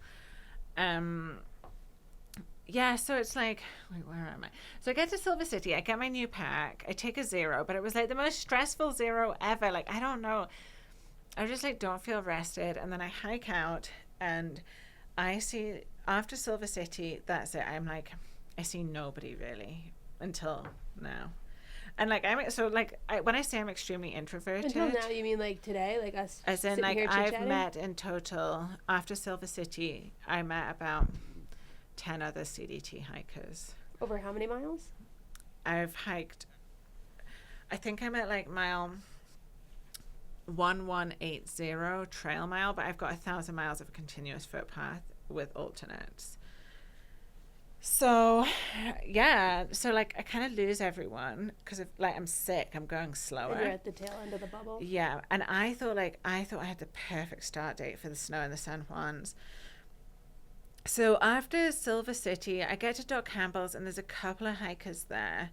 And then between Doc Campbell's and Pie Town, I do go into reserve for a night, but I see one other hiker in 7 days, which was like, I don't know, crazy. Yeah. And I'm like limping after so my insoles like disintegrated in the heeler in my shoes, and the blisters are so bad. I'm like limping. It's just like all these road walks, and I'm like, it turns out you can like read a book on your phone, like you can watch Netflix on road walks. There's so many ways to entertain yourself, and you should be like, in theory, I should have been getting like really big miles in. I was like, the blisters were so bad, I was like managing like 14 miles a day. So I get to like reserve, I get some like these like $2 General foam insoles, which actually get me to Pie Town. At Pie Town, do I see anyone? I think there's like maybe 3 other hikers, like section hikers there, but the bubble's gone. Like, and I'm like, okay, like, didn't think it would bother me. Between Pie Town and Grants, I see 1 or 2 hikers, the same ones. So a lot of people, no judgment, but it doesn't work for me. Like, I need to have a continuous footpath. A lot of people like skip the road walks and like will hitch into town. So like I think I lost people that way. But eventually, like after like Pie Town, I just like stopped. I met like maybe like 4 hikers in Cuba. No, sorry, Sharma. No, maybe there were more hikers in Sharma. So the loneliness really starts to affect me. You're given a little bit of sadness right now. Yeah. Like and you're like, your eyes look kind of sad. Oh my gosh, I'm going to cry. That's kind of, I didn't want to say it, but that is kind of what you look like. This is the other thing. I had decided to come off my antidepressants in the New Mexico desert because I thought it would be the perfect time to be unleashed. And then... Did you taper off, or did you just... Well, I'd kind of tapered off before, but, like, the only other option is to open the capsule, right? Yeah, and count out the beats. beats. And then you really look like you're doing something. I can't do that on a thru-hike, so I just came off them. I had terrible withdrawal effects, like physical, mental. I was, like, so angry. I was getting, like, brain zaps. I was, like, dizzy. It was just, like, all over the place. But, like, I made this decision to come off them because the side effects were worse. What were the side effects? Just like my stomach for like the last... so I was taking an SNRI called duloxetine, which is actually used to treat chronic pain, but also like depression and anxiety, which I have all of those. Yeah. So it was like kind of a miracle pill, but like I didn't want to be on them for the rest of my life, and like the side effects were getting bad, and my stomach had been like messed up for like the 2 years since I'd been taking them. Anyway, so I came off them, which led to my relationship breaking again because we'd kind of gotten back together, and he was like kind of supporting me, but it wasn't really working. Being supported is actually quite challenging on a thru-hike. In what ways? I'd get mad if he had seen other hikers and I had seen no one for like 2 weeks. I'm like, you're not even hiking. Like, I want to see other hikers. It didn't reassure you that, like, hey, there's people that close to me? No, it made me mad. That like, how come I'm not seeing anyone? Oh, I guess I'm just unhinged. And I don't know, like maybe it was like the coming off the antidepressants, but like my skin was like crawling and crawling and crawling, and I was like trying to claw at my skin. It was just like I just like felt like so much pressure to like try to catch up to this bubble, which I never felt before, because I'm like I'd like never felt like I needed other people more than I have on this trail. So like that happened, and then as soon as I left Ghost Ranch, and there's like a climb out of Ghost Ranch, you get to over like 10,000 feet, and that night I like start throwing up basically, and I was like, oh god, I've got Giardia. I've been real slack at filtering water. I had Giardia before in New Zealand, and like similar symptoms. I only realized like recently that it was like altitude sickness. And like I have been like basically leaving Ghost Ranch, I couldn't eat since leaving Ghost Ranch, I stopped eating on trail, and I stopped drinking water because I was just so nauseous. So I'd hike like 20 miles a day with no food and basically like 1 liter of water. Did any part of you consider maybe just to make it more bearable, I should start taking my antidepressants again? I threw them away. I don't want to carry them. Like because you were in between stretches and you didn't need them, or just like in a fit of I'm free of you? I thought I was going to be okay. I'd come off them once before, and I don't remember this happening. Oh, I wish I hadn't thrown them away. So the altitude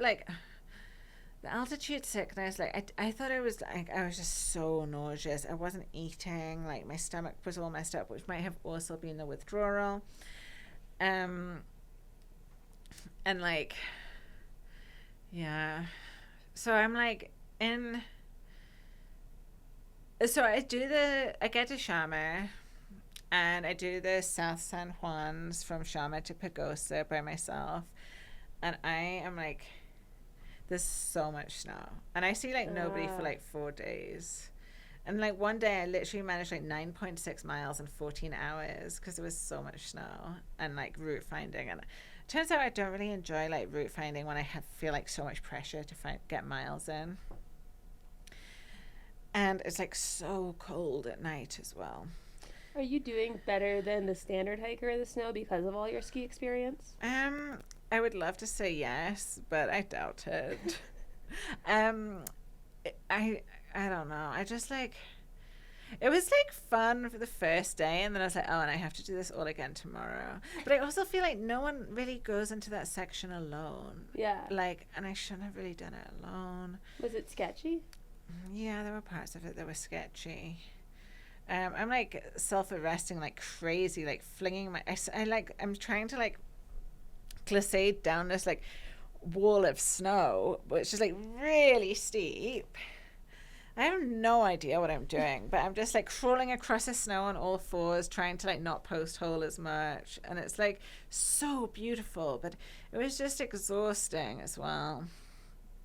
So I get to like Pagosa, and I plan to do like the red line from Pagosa to Lake City. So I pack out 6 days of food, and yeah, I don't know. I hike out, and then I'm just like sad, and I'm crying in these beautiful places. And then my friend messages me, and she's like, "Why don't you come to Boulder and like wait for the snow to melt and just like rest a bit?" So I go and do the Creed cutoff, but I have like 6-7 days worth of food. And I'm just like, it's like, you need 2 days. I'm just like eating and eating and eating. Trying to get so the weight down. Much. Oh my gosh. Yeah, and then so I took like 5 days off in Creed. When I got to Creed, I did this like epic 6-hour hitch to Boulder. Wow. And then like I take a few days off in Boulder, and I'm like, yeah, maybe I'm gonna get back out there. Like I feel like rested. Like, you know, I got a cute new outfit. Like, and then I get back on trail in Creed, have some very dodgy hitches getting back down. This guy spends like an hour and a half telling me about how I absolutely must pitch my tent next to a low branch on a tree because there's going to be a pack of wolves surrounding me. What? And the only way I can protect myself is if I have enough pepper spray for all of the wolves. But basically I have to like climb the tree and wait there until someone can come and rescue me. Like, he's adamant this is going to happen. So, yeah. You find a low branch?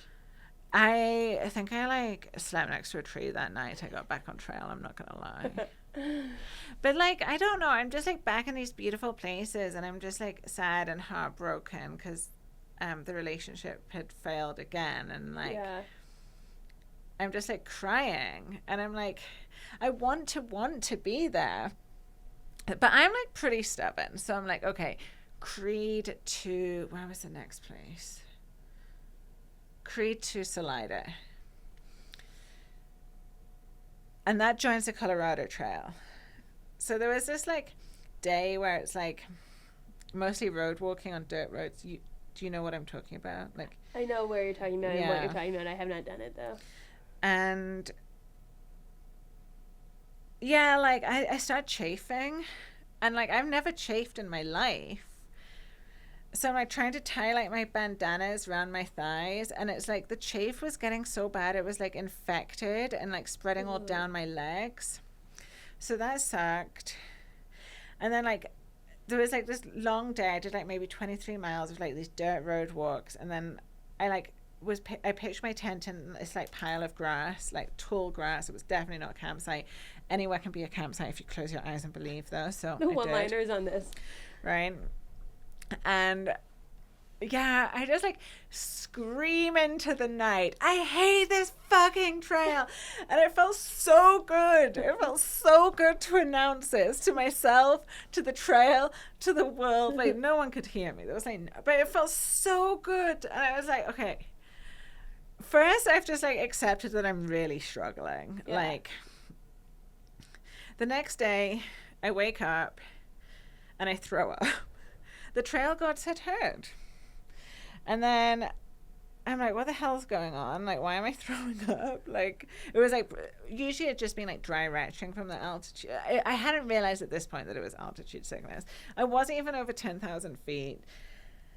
So like, it's like 8 miles. I need to get to the water. Like, I don't know. I'm like, I'm really bad at looking after myself on the CDT. Like, I'm not eating properly. I'm not drinking. I'm like not brushing my teeth. And like, dental hygiene is so important to me. Like, this is how I know things aren't going right.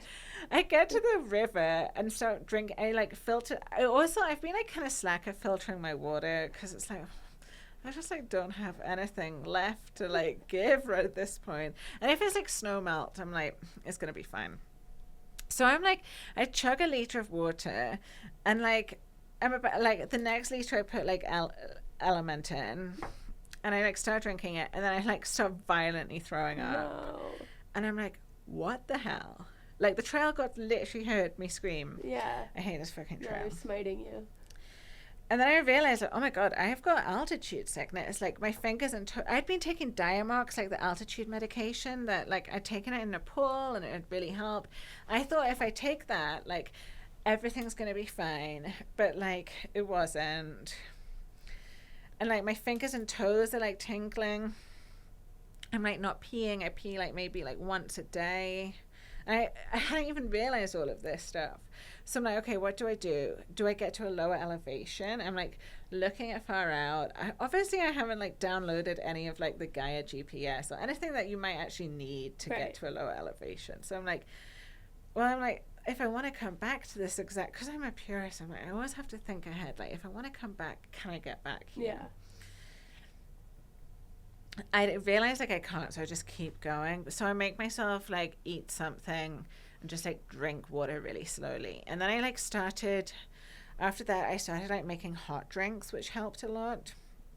So I could actually try to get like fluids in. And then like I was still like adamant, like I'm gonna keep going. Just like I knew I had to get off trail last weekend for this wedding, so I was like, just keep going, get to Leadville, just keep going. And then like the chafe gets so bad, it's like burning and itching and throbbing and it's infected, and I'm just like, I'm like, I'm like not enjoying this. Like I've seen no other hikers for like weeks, there's no community, I've got like 1,000 miles of connected footpath, like I'm just calling it a lash. And like, what percentage are we in the quit train?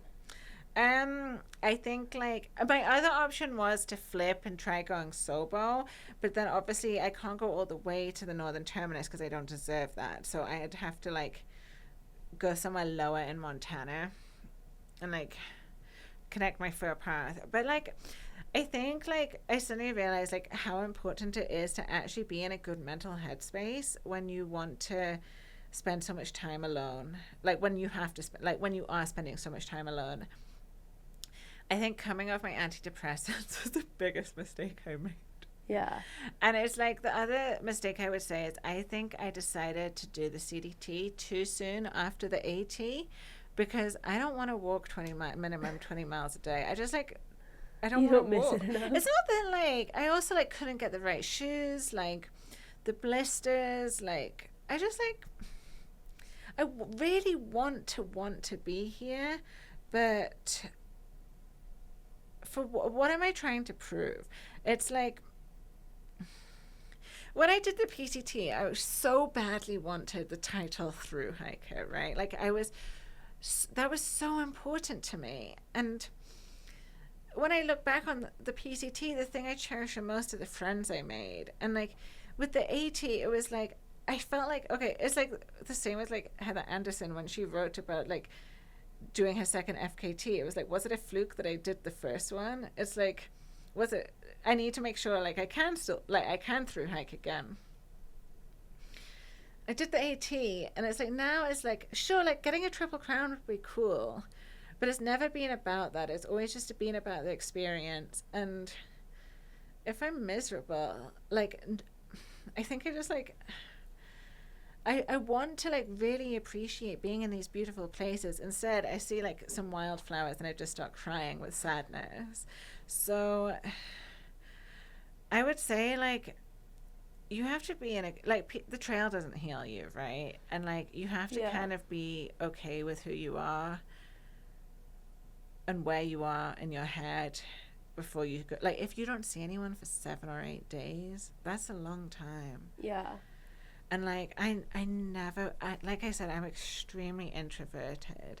I never would have thought that this would be the thing. Here's a question, because if you want to quit a thru-hike, that's absolutely fine. No shame around that, Is right? it? Like, because it like is. Life I will go never on. would I never would have accepted that it was okay to quit until I'm pretty certain I've quit.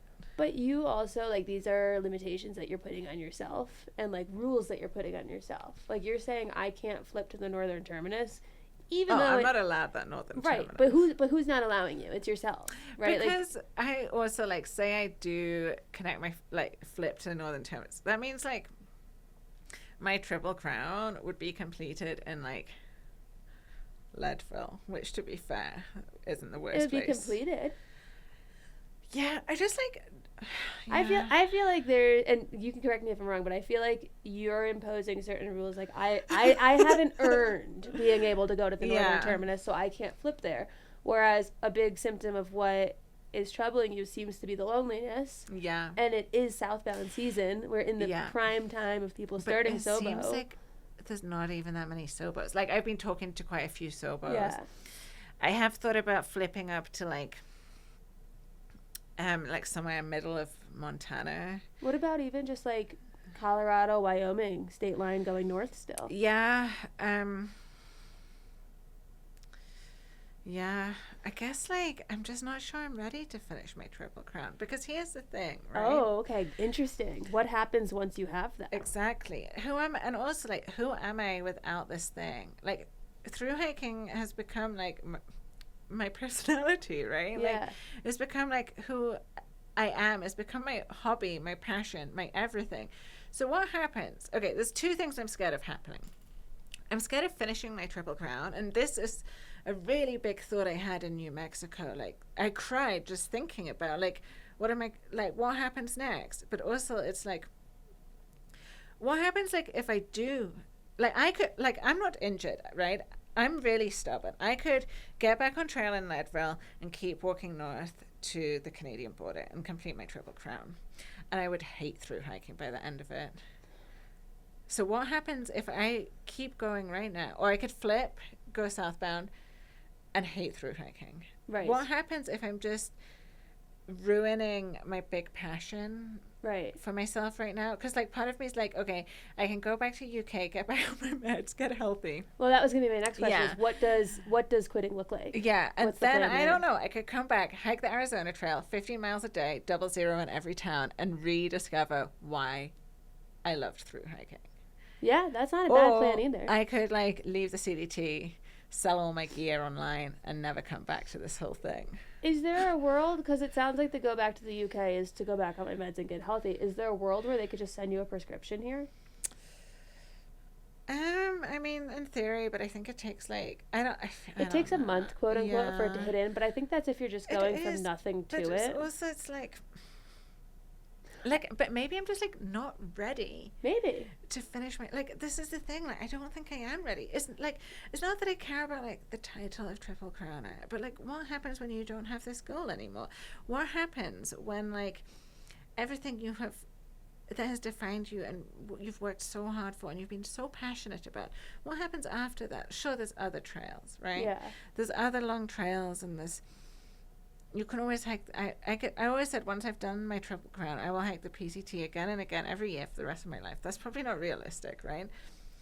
But what happens, like, I was like, this is, when I was in New Mexico, I just was like, cry, because I'm like, this is the first time, this is the last time I'm ever going to experience the first state of a Triple Crown trail again. Yeah. Isn't that crazy, though? It's not, because I feel like I have the same mindset to you, where it's like I think about things hard. I've got big feelings too, and I'm also on and off antidepressants, so I know how that can absolutely rock you. And for me, the thing that I noticed the most, like, I was hysterical. I woke up yesterday morning hysterically crying about, like, the smallest little thing that had just gone wrong. And we were sitting there, and I was like, actually, I forgot to take my antidepressants since my bachelorette, because I hadn't taken them then, and that was 2 weeks ago, and I forgot to take them, and that must be why I'm crying. Because I feel like when I'm on them, like, there are times where I'm like, I want to cry, and then, like, the tears don't form. Yes. And I'm like, that's so interesting that they won't form. And then I move on with my day. But I was noticing, I was like, oh, shit, I'm crying over really small stuff. And before I had gone back on them, it was like, I couldn't fold a linen shirt, like a button-up linen shirt. I couldn't get it to fold right in the suitcase. And I just started hysterically crying because the shirt wouldn't fold, you know? I get that. And, like, when you're in, I feel like, for me at least, I don't want to speak for everyone, but when I'm in that mindset of I'm crying every day, the smallest things are making me cry, I can't stop. Like, I can't stop. I could look at a branch the wrong way and start crying. I could think the wrong thought and start crying. For me, it's just, like, I can be as stubborn and strong-willed and as, like, much in the direction of I want to accomplish this thing as possible. But it's so hard to do when you have that working against you, you know? Yeah, and I think, like, I'm really scared that, like, if I keep going, I will look back on this time and just remember how miserable I was in these beautiful places instead of, like, coming back when I am in a good place. And I had this feeling, like, right from the first couple of weeks, I said it as, like, I don't know if this is my year for the CDT. And that's, like, a hard thing to even, like, I just, like, all the little things that went wrong, I can push through all of that. I can push through and I can keep going and I can get to Canada. Yeah. And I will probably never thru-hike again. Why? You love it so much. I do love it so much. So why stop? Like, why make it this thing where once you finish this, you can never do it again? Because I think if I keep going, I'd be, because of where I am mentally, if I keep going, I won't be happy. I'm not talking about on the CDT. I'm talking about, like, why do you need to stop through hiking after you finish because I'm worried that if I do keep going on the CDT right now, when I'm in a bad mental space, this is how I will remember through hiking.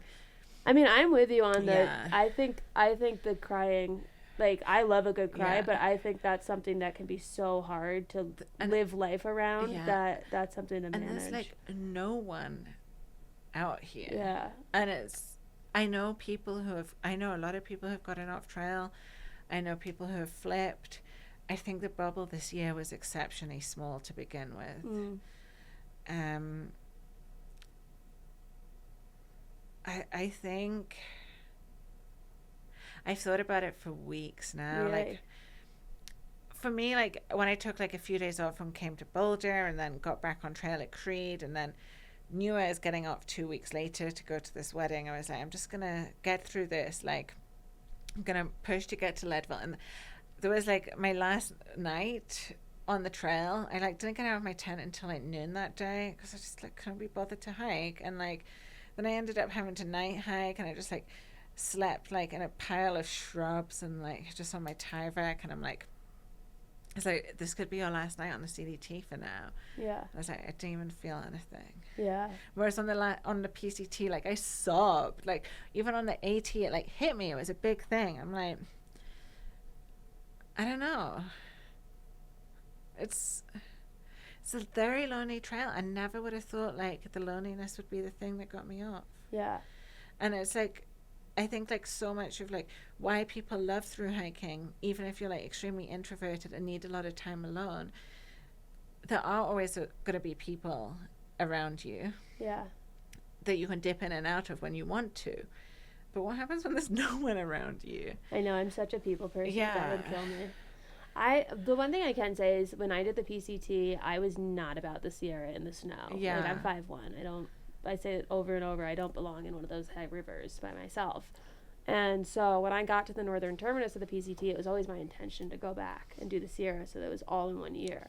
And I got to the northern terminus and I was like, you know, I've done this whole thing with friends. I've gotten to this point with friends. I would have to go back to that part alone, do it alone in a season where, like, it could snow, it could do any of these things. And I feel done at this point. I'd rather save it for when I want it. And it gnawed at me for a couple of years till I got back. But when I went out to do the JMT and I did it in a season that I liked in August when it was, like, I could swim in the lakes instead of, you know, post-holing the whole way. Yeah. Now looking back at it, it's like I'm so glad I did it then because I loved joyful. That. Yeah. You know, and I don't know if I would have made it to Canada had I pushed through. I might have gotten halfway, scared myself, and gotten off. But as someone who went back to finish the miles, like, that, it was a really good time for me. And in retrospect, I was like, I'm so glad I did it this way. Yeah. You know? Because you kept that joy. Yeah.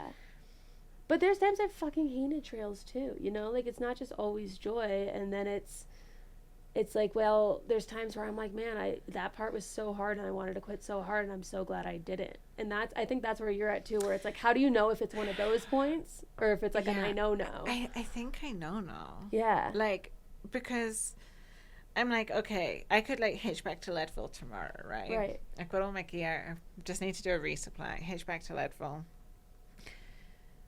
Get back on trail. Keep walking north. And for maybe a week, it could be great. A little Band-Aid. But I really want this. Like, I am in a position that so many people want to be in, hiking this beautiful thing, and I'm just not appreciating it. I'm not grateful for it. Yeah. I think, like, I'm also, like, I'm not even, like, close to halfway. That's, like, the crazy thing. If I could go, like, 4 months without seeing anyone. I could go, like, going sober was like my last thing. I did look at like how to get up to Montana, like flights like $400. I could hitch. It could be an epic story. I never ever thought I would quit a trail if it wasn't for injury. I never thought loneliness would be a thing, but I think from like people I've talked to, it's not uncommon. No, it's not. CDT is like hard in a way I never thought it would be, and like, you know, like I've gone through like flash floods and like snowstorms and like all that stuff doesn't really faze me, but I'm like such an emotional person and I feel things so deeply, and it's like right now I'm just like heartbroken and sad, and like now I look at like beautiful things and associate them with like sadness. Yeah. Which is like not how you want your through hike to be. And you mentioned too when we were talking beforehand, when you were like, I might quit, and I was like, really? I can't remember how the conversation went, but then you said something like, is that okay? You know? And it sounds like you're battling yourself on that. Am I a fraud? Like, talk me through that. It's like, isn't this part of being a through hiker? Isn't this like something I just have to suck up and deal with? Like, am I taking the easy option? It's not like I have to get off trail. It's not like I'm injured or there's somewhere I need to be or something has happened to someone I care about. It's like, I don't know. Isn't this like what the CDT is about? Like battling the loneliness and the solitude and... Well, I would counter with, is this the easy option? Like, is it easy to make this decision? Oh, hell no. Is it the easy option? No, I don't think it is, actually. But I think I'm doing it to preserve through hiking as something I love. So if it's easier to keep hiking than it would be to quit. I think it is. It like, is there not something to say for that then? That to be able to make that call, like if anything, you're taking the harder path? So like back in Sharma, I met a couple of people who had made the decision to end their through hike, and like, you know, like no one wants to be around that person because their word is contagious. What if I caught it? Oh, what if you caught it from them? Yeah. I mean, it took a while to hit in if you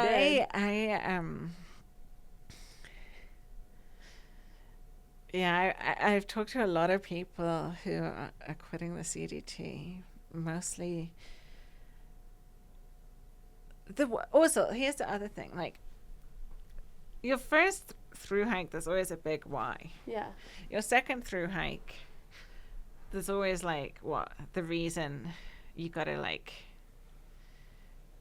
chase that feeling.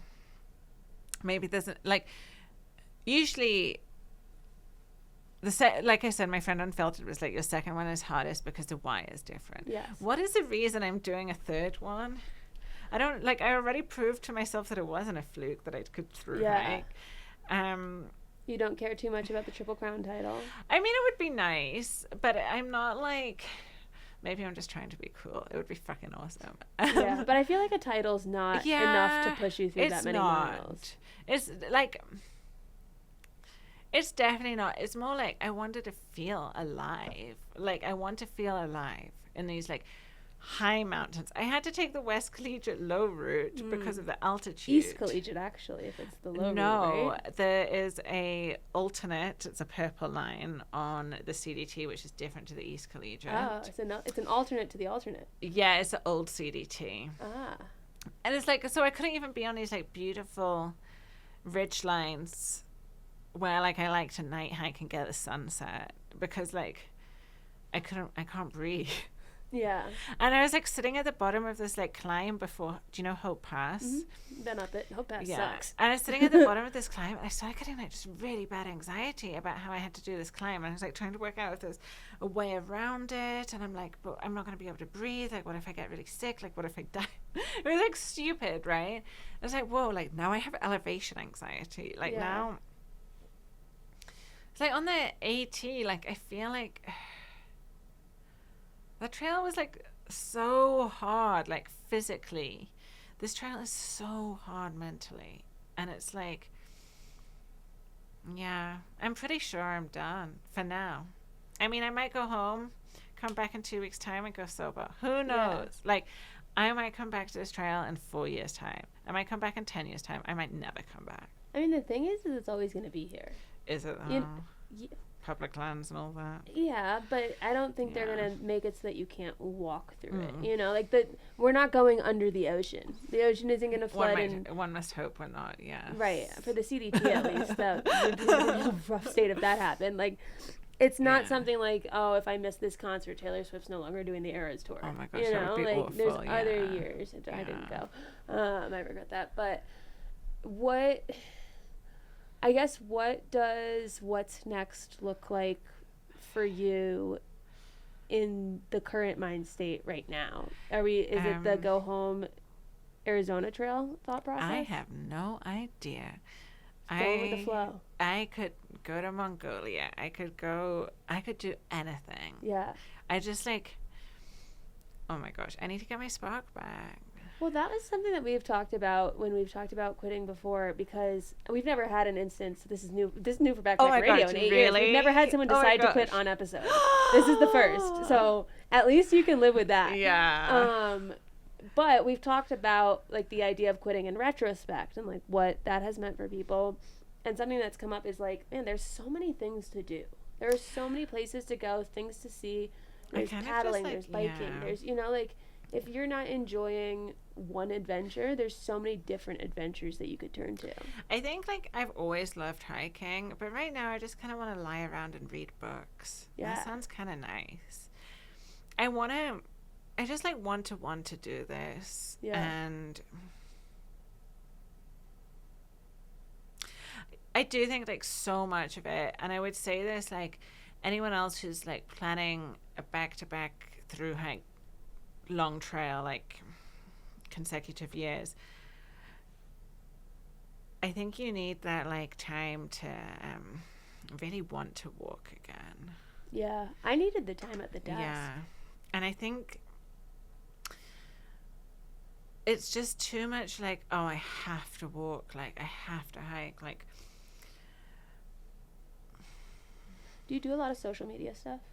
A little. And I also definitely feel a little pressure from that. I was going to say, do you worry about that? Yeah, definitely. But I also like shared my struggles with like going through a breakup and coming off antidepressants, and a lot of really amazing supportive people reached out and shared their stories of coming off meds on trail, or like, which really helped. And it kind of made me also like, okay, this is okay. I am allowed to do this. Yeah. But then there's people who are like, I'm so jealous of you. We're like so proud of you. Like we're rooting for you. You can make it. And I'm like, yeah, I can make it. Like, okay, like, yeah, I can. Okay, let's keep going. Yeah. I don't know. But you don't actually know these people. No, I mean, some of them I do, but like, I wonder, like, does anyone actually want to be in my head right now? That's like, I'm like, no. I want to be in your head. Oh, I really? know what you're thinking, yeah. I honestly, I think a lot of listeners would, because you don't oftentimes get to hear what someone is weighing in their mind as they're in the decision-making process. Yeah. You always hear about it after the fact. Right. So this is, for me, fascinating. And it's like, physically, I've just been at sea level on the Olympic Peninsula all weekend for a wedding. the altitude feels a lot better. By the time I got to Leadville, I was like, right, get to Leadville, get my Melly. Classic. What colors? I saw my friend, I got like orange and yellow. Okay. That was like such a big thing. It was like, if I end my hike at the Michelin store, whatever. I'm a sucker for gear, right? Yeah. I have my perfect gear setup. I have no physical reason to not hike. But sometimes, like, getting off trail for you, like, if I was physically injured, I would get off trail. If I'm not mentally healthy, it makes sense to get off trail. Yeah. So, yeah, it's like, I don't know. It's like, I could get back on trail. After this podcast finishes recording, I could go back, get back on trail tonight. Yeah. Isn't that crazy? Yeah, but then you could be like, okay, when I got done with the AT, I had to finish 75 miles of the Colorado Trail. And I thought, I'm in great hiking shape. I just got off trail. I am in my peak fitness. I'll just go bang out that 75 miles in 4 days and be done. And I lasted 1 day because I had dropped my car off at the end, hitched back to the start, hiked 1 day, and went from being surrounded by people and so happy and in like this great trail family to just by myself on like a half cleaned up trail with no one else around and no cell service. And it was miserable, and I started getting a cold, and I cried through my whole tent that night, and the next morning I went out to the road and I hitchhiked back to my car. Yeah. And it was like, I could physically do this. There's nothing preventing me from doing it, but I don't want to do it right now, and I don't want to finish this trail because I'm dragging myself through it. I want to finish the trail when I want to finish the trail. Definitely. But it is hard when it's like, man, if I just broke my leg, everyone would understand. Right. You know, but if I'm just like mentally like not having a good time up here, like no one can see that. Right. And that's hard to explain. I haven't even really been eating on trail, which is like, that also affects my mood. Right. You have no energy. And then I just end up walking my food from town to town, and like it grosses me out so much. And then like when I get to town, I don't know. If you come back to the Continental Divide Trail, would you come back and start it from the beginning again, do you think? Or would you come back to Leadville? Oh, God. I don't know. It's hard because if you Google what is a thru-hike, this is the problem with being a purist. Like, if I wasn't a purist, I could have hitchhiked up to the bubble weeks ago. I could have skipped the road walks. I could have probably saved myself a bunch of blisters. But, like, if you Google what is a thru-hike, it is the definition of like a calendar year or 365 days, right? Right, but a triple crowner isn't someone who thru hikes all three. It's someone who completes all three. And I do respect section hikers way more than thru hikers, because if you commit your entire vacation to going, it's hard when it's PTO. Like, and you go out to the burn zones and get that section done. I really respect that. I don't know. I don't know anything anymore. Like, I don't know what I'm doing tomorrow. Yeah. It's a scary place to be. I think it's also like a big turning point, right? Who knows? By the time this podcast airs, I could still be on trail. That'll be August 11th. Oh. So maybe. Okay. Right, like I could still be out on trail. For the listener, calendar-wise, this is July 14th. I could have left the country and come back in instead of going southbound. I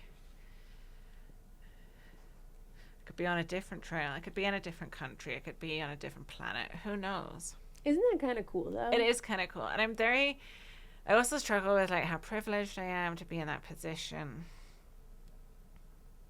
But then I'm also like, I'm pretty mentally unstable right now. So it's like, I don't think anyone really wants to be in my position. Yeah. Who knows? But I think like, I'm really scared that if I keep going and I end up resenting through hiking and ruining every trail, all the stuff. Like, I'm not eating. I'm like, You don't sound like you're doing great. Right? Oh my God. You're not eating, you're not drinking. I'm not brushing my teeth. You're not brushing your teeth. Dental hygiene is so important to me, and I'm like not even doing that. And Check that's how I know. Like, I mean, I did brush my teeth today. Yeah, good. Like, good. Me too. I mean, like on trail, like I'm always like twice a day. Yeah. Honestly, on trail, I find it hard at times. Yeah. Like if it's really cold or if I'm like not feeling good. This is another thing. The CDT is the coldest fucking trail ever. It's like, I have like my 15-degree quilt, an alpha fleece liner. I've got puffy pants. I've got my fluffy socks. I've got my sleep gloves. Like I have sleep gloves. Who has sleep gloves? Yeah. It's been so cold. And I ever since I got the sun poisoning, I just don't do good with the change in temperature. 2 miles in. Yeah. Yeah. Well, when I took a nap under the cactus. Yeah. Like, I guess let me word it this way. Remember how we did it with the shoe where it was like, can you describe to me your perfect shoe? Yes. What would be the scenario that would make you want to keep doing the trail?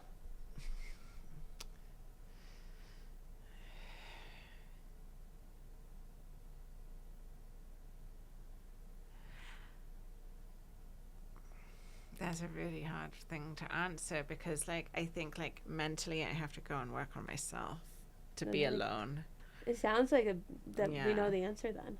I think, sure, you could, because I'm, like, a pretty big introvert, like, even if I had, like, everyone from the PCT or the AT or, like, everyone out there, I, like, still would probably want to be alone for a lot of the time. So it's, like... Yeah, I don't know. Yeah. I just, like, I think, like, I thought coming off my meds alone in the desert where I could yell at the cactuses would be fine. Turns out, like, it's not that easy. Yeah. But hey, now we know that for the next Yes, and, like, anyone who's considering coming off their antidepressants... Raw turkey in a desert? Don't do it. Don't. Because... do it before. And like people who have reached out to me and said that they did a similar thing, which I can't tell you like how good that made me feel to know I wasn't alone in that. I don't think anyone anticipates like how hard that's going to be. Yeah. And like I never ever would have thought that my third Thru-Hike would have gone this way. I was like so sure, like I knew that'd be like the thing is I can deal with the blisters, the chafe, the like altitude sickness, the flash floods, the like gear breaking, losing like my phone breaking, losing stuff, right? Like I can deal with all of that because it's like logistics. The stuff like I can't deal with is like my brain not functioning properly. So yeah, it sounds like you just like kind of still need to give yourself permission. I do. I think I've talked to a lot of my friends who I've met on hikes or like people who have known me for a long time. And, like, I mean, like, they're like, you have nothing to prove. Right. But I guess, like, I don't know. It's like I do feel like a fraud. And, like, am I just wanting to, like, skip the climb? Because the climbs are really hard. They are really hard in this section. Colorado, I thought it would be so different. Yeah. Colorado's an ass kicker. I thought the AT was the hardest thing I have ever done. But I think like also like knowing when it's time to get off trail is just part of through hiking as well. Yeah. And like I don't know. But the AZT 15 miles a day, 00 in every town does sound kind of nice. It like, sounds nice to me. Right, because it's like also there's so much pressure, like, oh, I have to walk today, like, oh, like I just took 5 zeros in Boulder, like I can't like not like I can't take another 0 because I just took 5 like 2 weeks ago, and it's like, but actually like I just don't want to walk today. Yeah. No, I feel like it's like, especially once you've had time off, it's really hard to get back into the rhythm, especially if your head's not there. But usually I've been so excited to like get back on trail. The ACT idea honestly sounds like a great idea. Right? Because you could take a month off, you could get things straightened out, you could go out there, you'll see people. It's a shorter trail. You're in the same area, so that if you wanted to go add on part of the CDT, like, you still could. I don't know. Like, not saying you had to, but you're like, on this side of the world. I'm half wondering, like, if I leave now, I like the number of miles I got on the CDT, like 1,000 miles. It feels very complete. Yeah. I almost got off trail in Twin Lakes and just was like, oh, whatever, I'm just going to hit Chalettville and get my millie. And then I was like, but then it will be like less than 1,000 miles. Like, I think I've got like because I worked it out on like the route finding on Far Out. I think I've got like 1,003 miles of continuous footpath. And like, I don't know, being a purist, it makes it so much harder for yourself. Is there any world where you could not be a leopard doesn't change their spots. No, absolutely not. Just asking. I know. Making sure we're not leaving any like, rock under. Okay, I kind of thought that like there'd be fire closures, but thankfully there hasn't been. Like, not that I hope that there would be, but like I thought there would be, but there hasn't been. So there's still a lot of. Isn't that a terrible thing? Like, but that's also like maybe like that's just proof of why it's like. Yeah, I just like don't want to walk right. Like I want to be outside, and I like there was a day I just like lay in the healer and like read my book, and then like I was like I'll just night hike it, and it turns out that like you actually can't night hike in the healer, and that kind of like screwed me up as well because. I think that's like also how I lost like the few people who I had seen because I just like wanted to lie under a tree and read my book. It was really like on my phone. I was like, that was nice. I think I'd like to do more of that for a while. Yeah. Who knows? I mean, who knows? Yeah, I just like, I don't know. Yeah. Maybe I'll do something totally different. But something I am really scared of is like what happens after the Triple Crown. Anything. Like what? Literally anything. Like you can't not do the Triple Crown. You can't not finish it until you're 80 or 90 for the sake of what happens next. Yeah. Because the time is going to keep passing no matter what. Like the clock is going to keep ticking. The world is going to keep turning, whether or not you've finished it or not. Right. Yeah. So if you wait 20 years to finish it, you still have the 20 years to fill. Versus if you finish it tomorrow, you'll still have those 20 years to fill. 1 week a year. You could. Yeah. But I think like find out like maybe what else you'd want to do next. Maybe there's a part of you that's afraid to finish because you don't know who am I after 100%. This. And my friend was like, maybe you should do like mountaineering stuff and like try to like attempt the big mountains. And then I got altitude sickness, and I was like, Maybe not altitude. Altitude sickness is crazy because like it can hit you out of the blue at any time.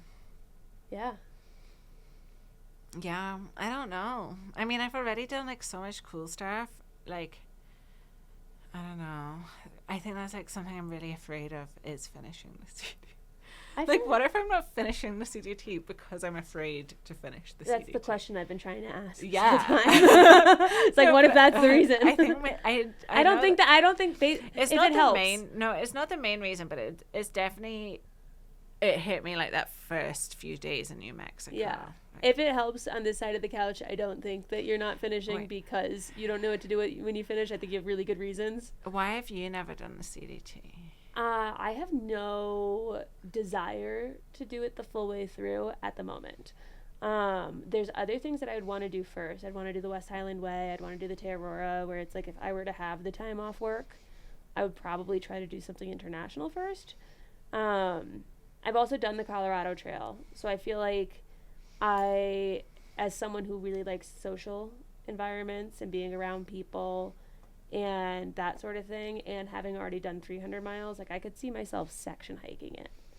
I don't care enough about Triple Crown I just don't care enough about the title to make myself do the 3,000 miles in a go. Yeah. And I've always said, like, when it's more populated, when there's more people, when it's more like the PCT was when I did the PCT, like, that would be a time I might want to go.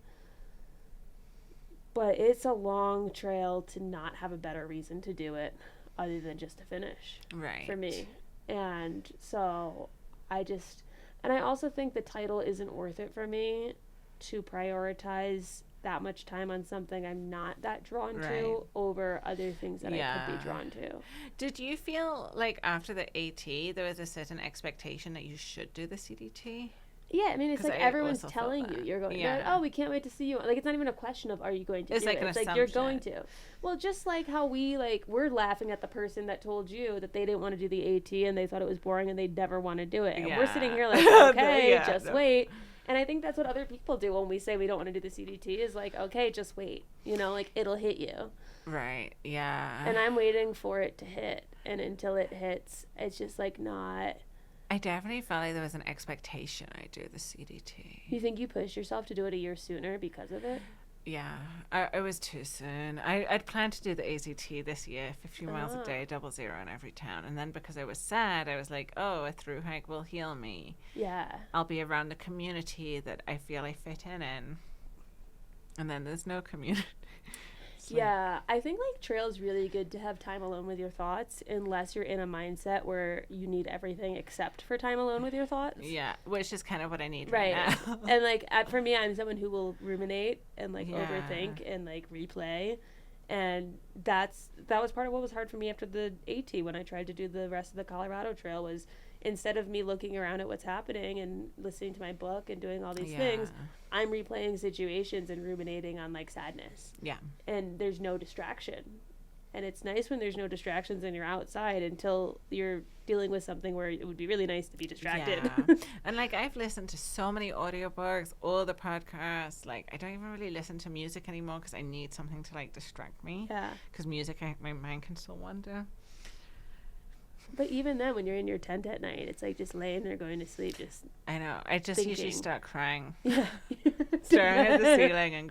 And I used to watch like Netflix. So my favorite thing on the PCT was like sitting under a tree with my phone and watching Indian Matchmaker on Netflix. Oh my God, I love that show. So good. Wait, the show is so good. So good. So I did that, like, I watched a lot of, like, and on the PCT somehow I could hike, like, enough miles in the morning to have like a 3-4 hour break in the afternoon and still get like 25 miles in. On this trail, like I feel like I'm walking a lot slower than I used to.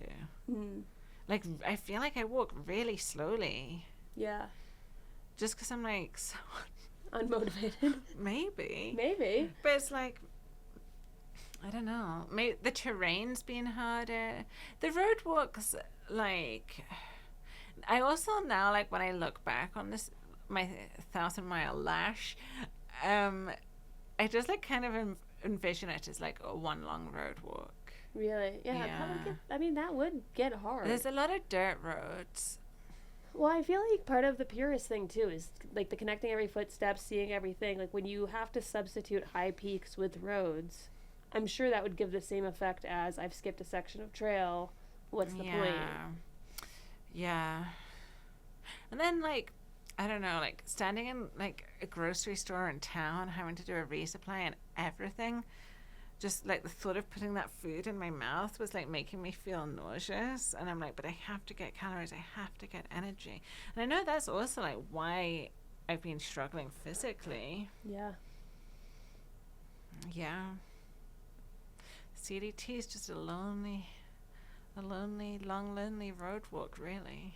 Yeah, it's not appealing when you word it that way. It's not selling it for me. I've heard, like, the north is nice. Where you're not allowed to go? I don't deserve it. Yeah, I disagree. I think I know, you can, but I also know that me saying that to you doesn't accomplish anything. I know, and it's like I know. How you think. Oh my gosh, like I just want to like. Every time, like on the AT, when I got injured, when I slipped on a wet leaf, and I thought that was it for the AT. Like, I really wanted to be there. Like, I even wrote this Instagram thing, how not to quit on a hard day, and now it's like. Are you reading it just cursing at yourself now? I mean, I've done all the things I told myself to do. Okay. And you're not quitting on a hard day. You've been thinking about it for weeks. Yeah. I think, honestly, it was like the realization that, like, I'm not even appreciating the beauty of it. Yeah. And, like, ultimately, that's why I've always wanted to thru-hike, is to be alone in these beautiful places. Yeah.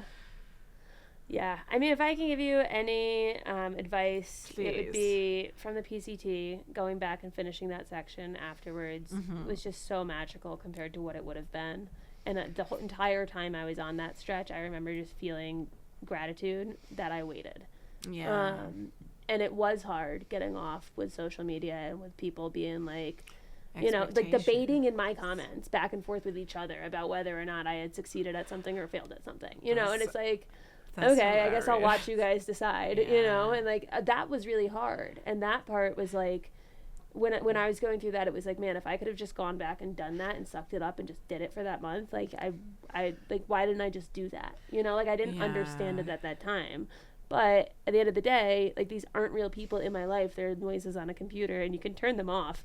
And when it passed and I got out of that funk and I was finally ready to go back, it was like, man, I'm so excited to go do this stretch. And that's what I want. I want to be really excited to be out here. It was like, dude, I brought a freaking Walmart pool float. And it was like, I want to bring the pool float and float in all the lakes. Like, I want to do all this stuff that I couldn't do before. I want to do less miles because I'm not chasing a group. You know, like, I want to go with my friend who wouldn't have been there with me.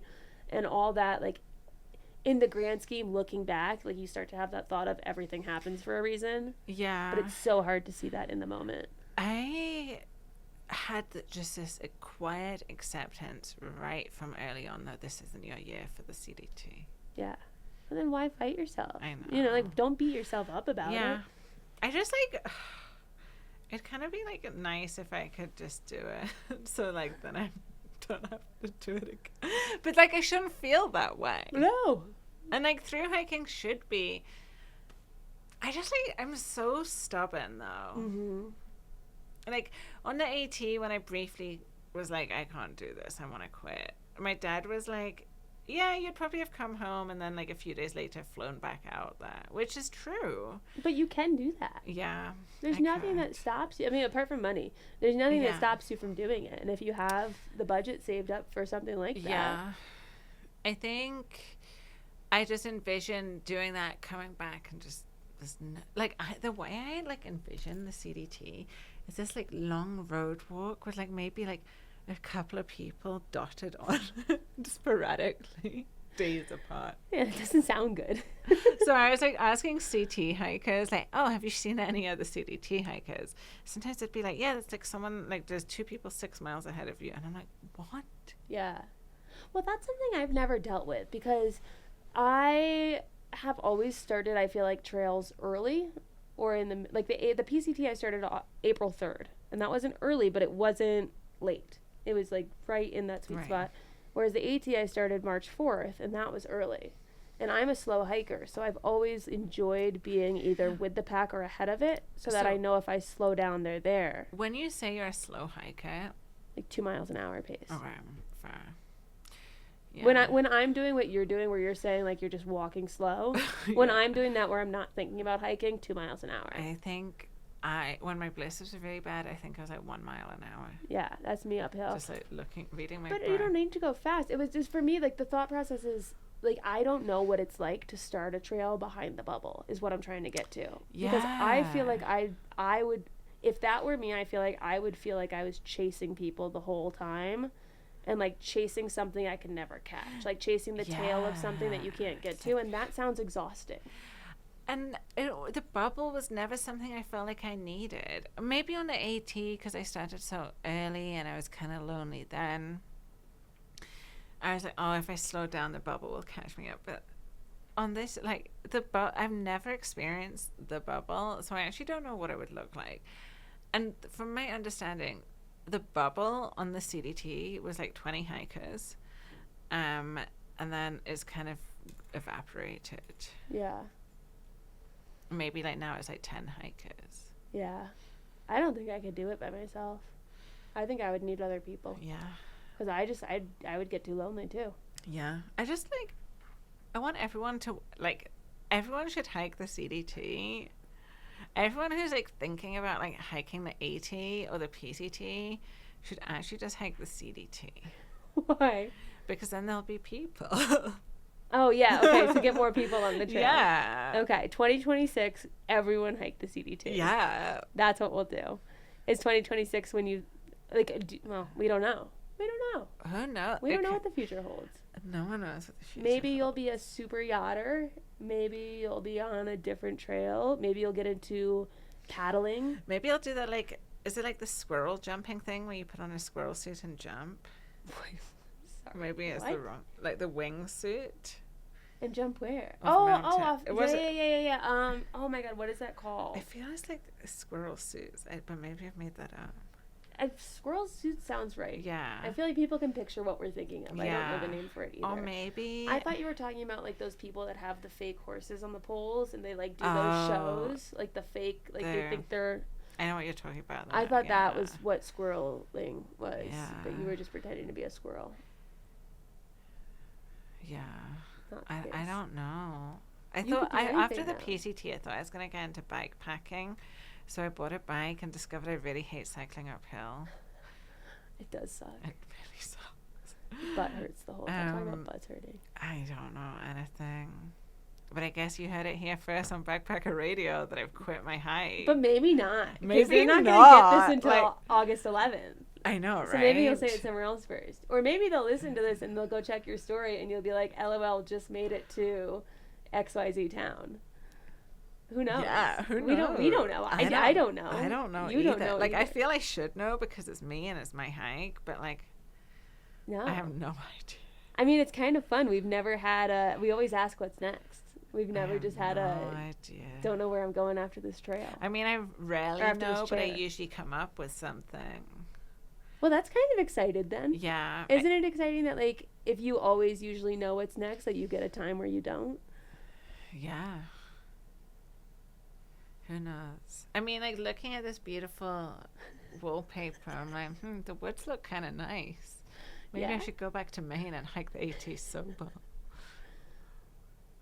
Hey, there's options for everything. Okay. Well, that can cover our what's next question. The last one we have is our peak performance question. This is an episode brought to you by Topo Athletic.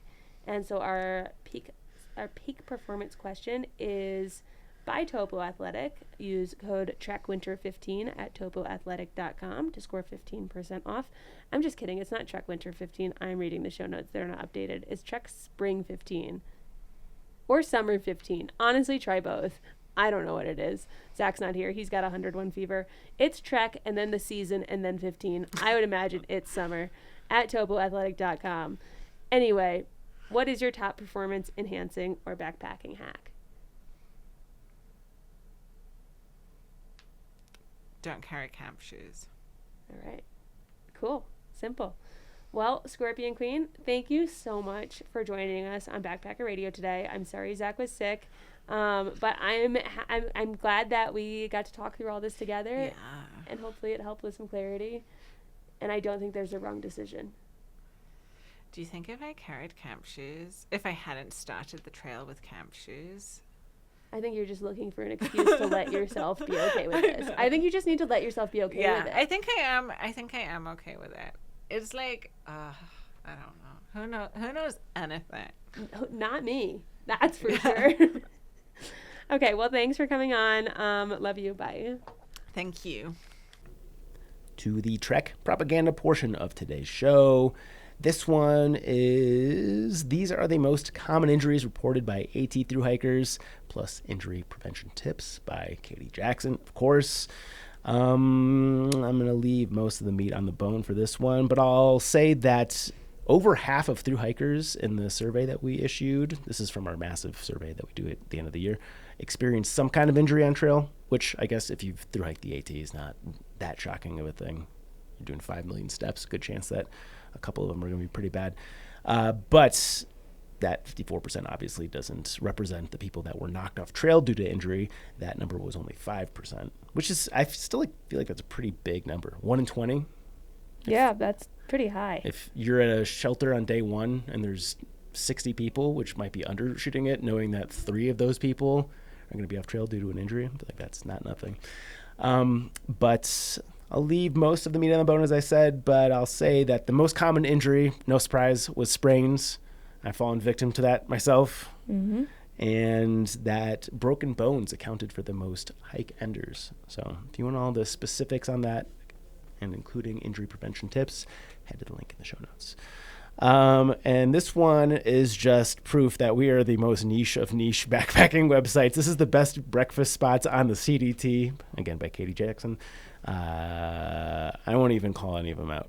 If this is something that's of interest to you, read it. But I'm going to guess that there's not too many publications ranking the best breakfast spots along the CDT. And that's what I love about the trek, is we get into the important subjects that other people don't dare. Question of the day. What's something small that makes your day better? Something small. I wonder if I made a note for this. I do have one in my mind, but I'm trying to think about what I was thinking about. If I had a nickel for every time I proposed a subject and then didn't write down the thing that prompted it, I would become a Patreon of Backpack Radio. Yeah, I've got a note file called BPR to remember, and some of it's outdated, but some of it, if I didn't already put something... Make life easier. Oh, here we go. Things you do to make your life easier. No, that was a Triple Crown that we did. Okay, a small thing. That's why I remembered it. Yeah. A small thing that makes my day better is a cup of tea. Big tea fan. Big tea drinker. What's your go-to? In the morning, I'll go for an English breakfast if I have milk that's not expired. That doesn't often happen, and sometimes it makes my tummy hurt a little because I put a lot of sugar in it.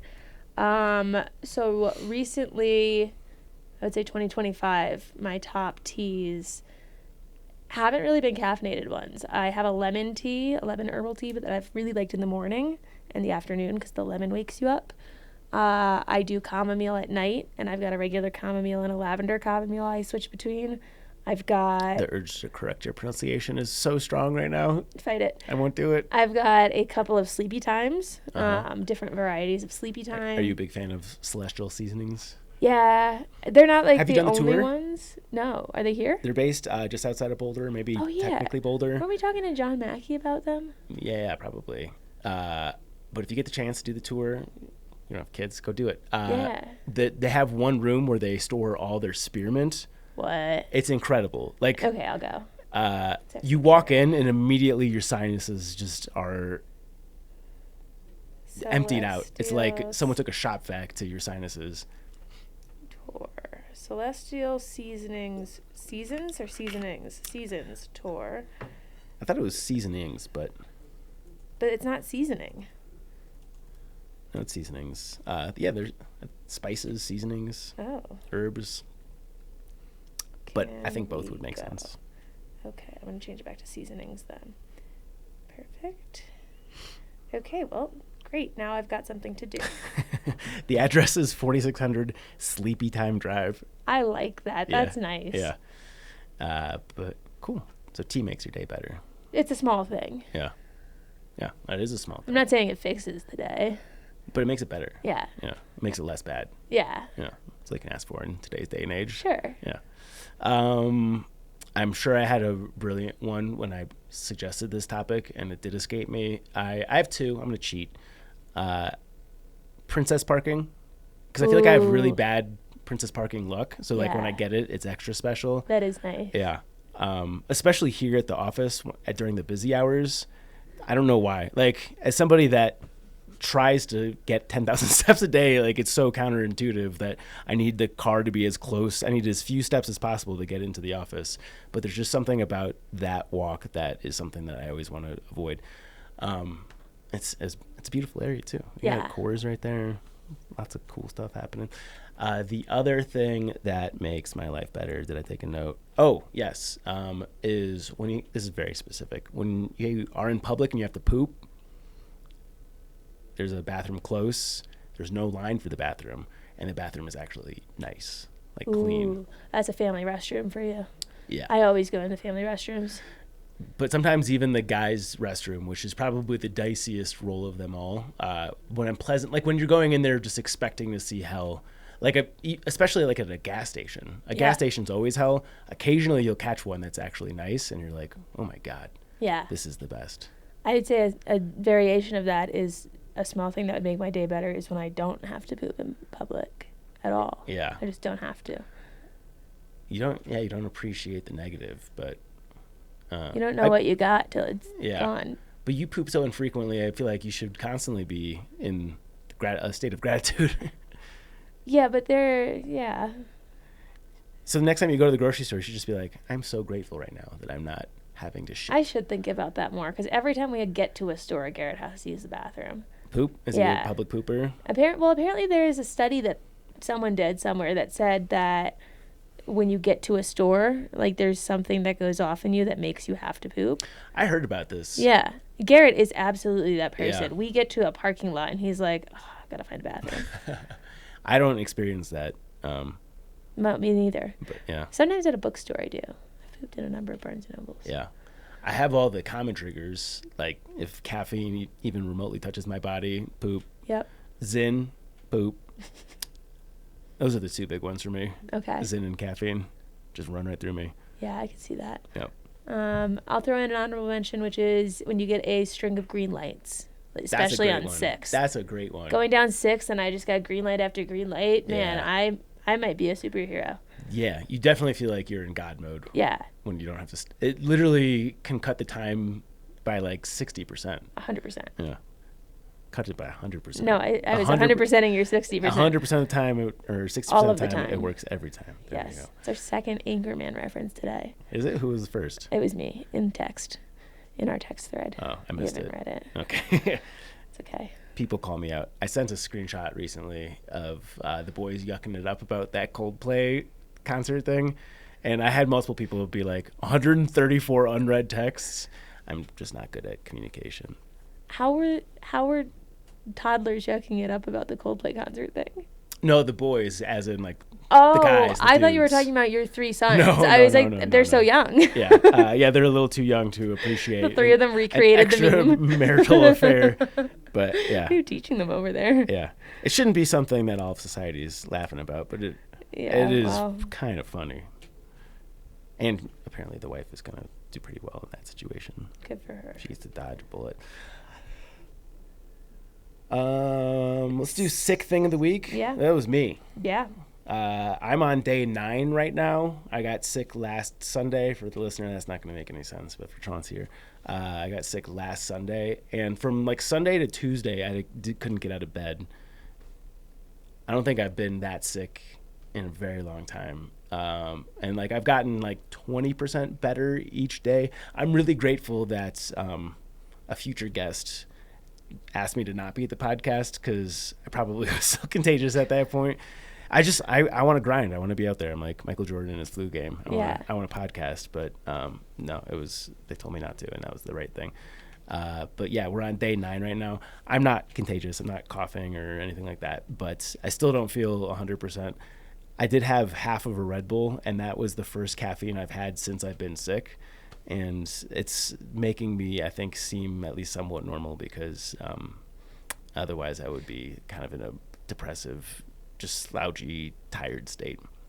Yeah. You seem kind of normal. The Red Bull's balanced. Literally a half a Red Bull has gotten me like jittery right now. So shout out to Tori and Bull Seaman, apparently. But yeah, shout out to Chaunce for stepping up and taking both interviews solo. Hey, I do what I can. And I got to see your new house.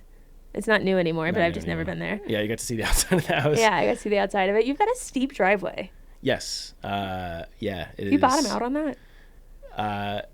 We have high clearance vehicles, so it's not an issue. But yeah, if we didn't, that would be an issue. It is nice for like shoveling snow. Oh, yeah. Because you got all the gravity working with you. But for most things, it's more of a pain in the ass. I was going to say, like everything else. Yeah. Yeah, it's pretty steep. Yeah. So yeah, that's that. I was sick. And I guess the most treacherous thing about me getting sick is I miss my backpacking plans. Oh, yeah.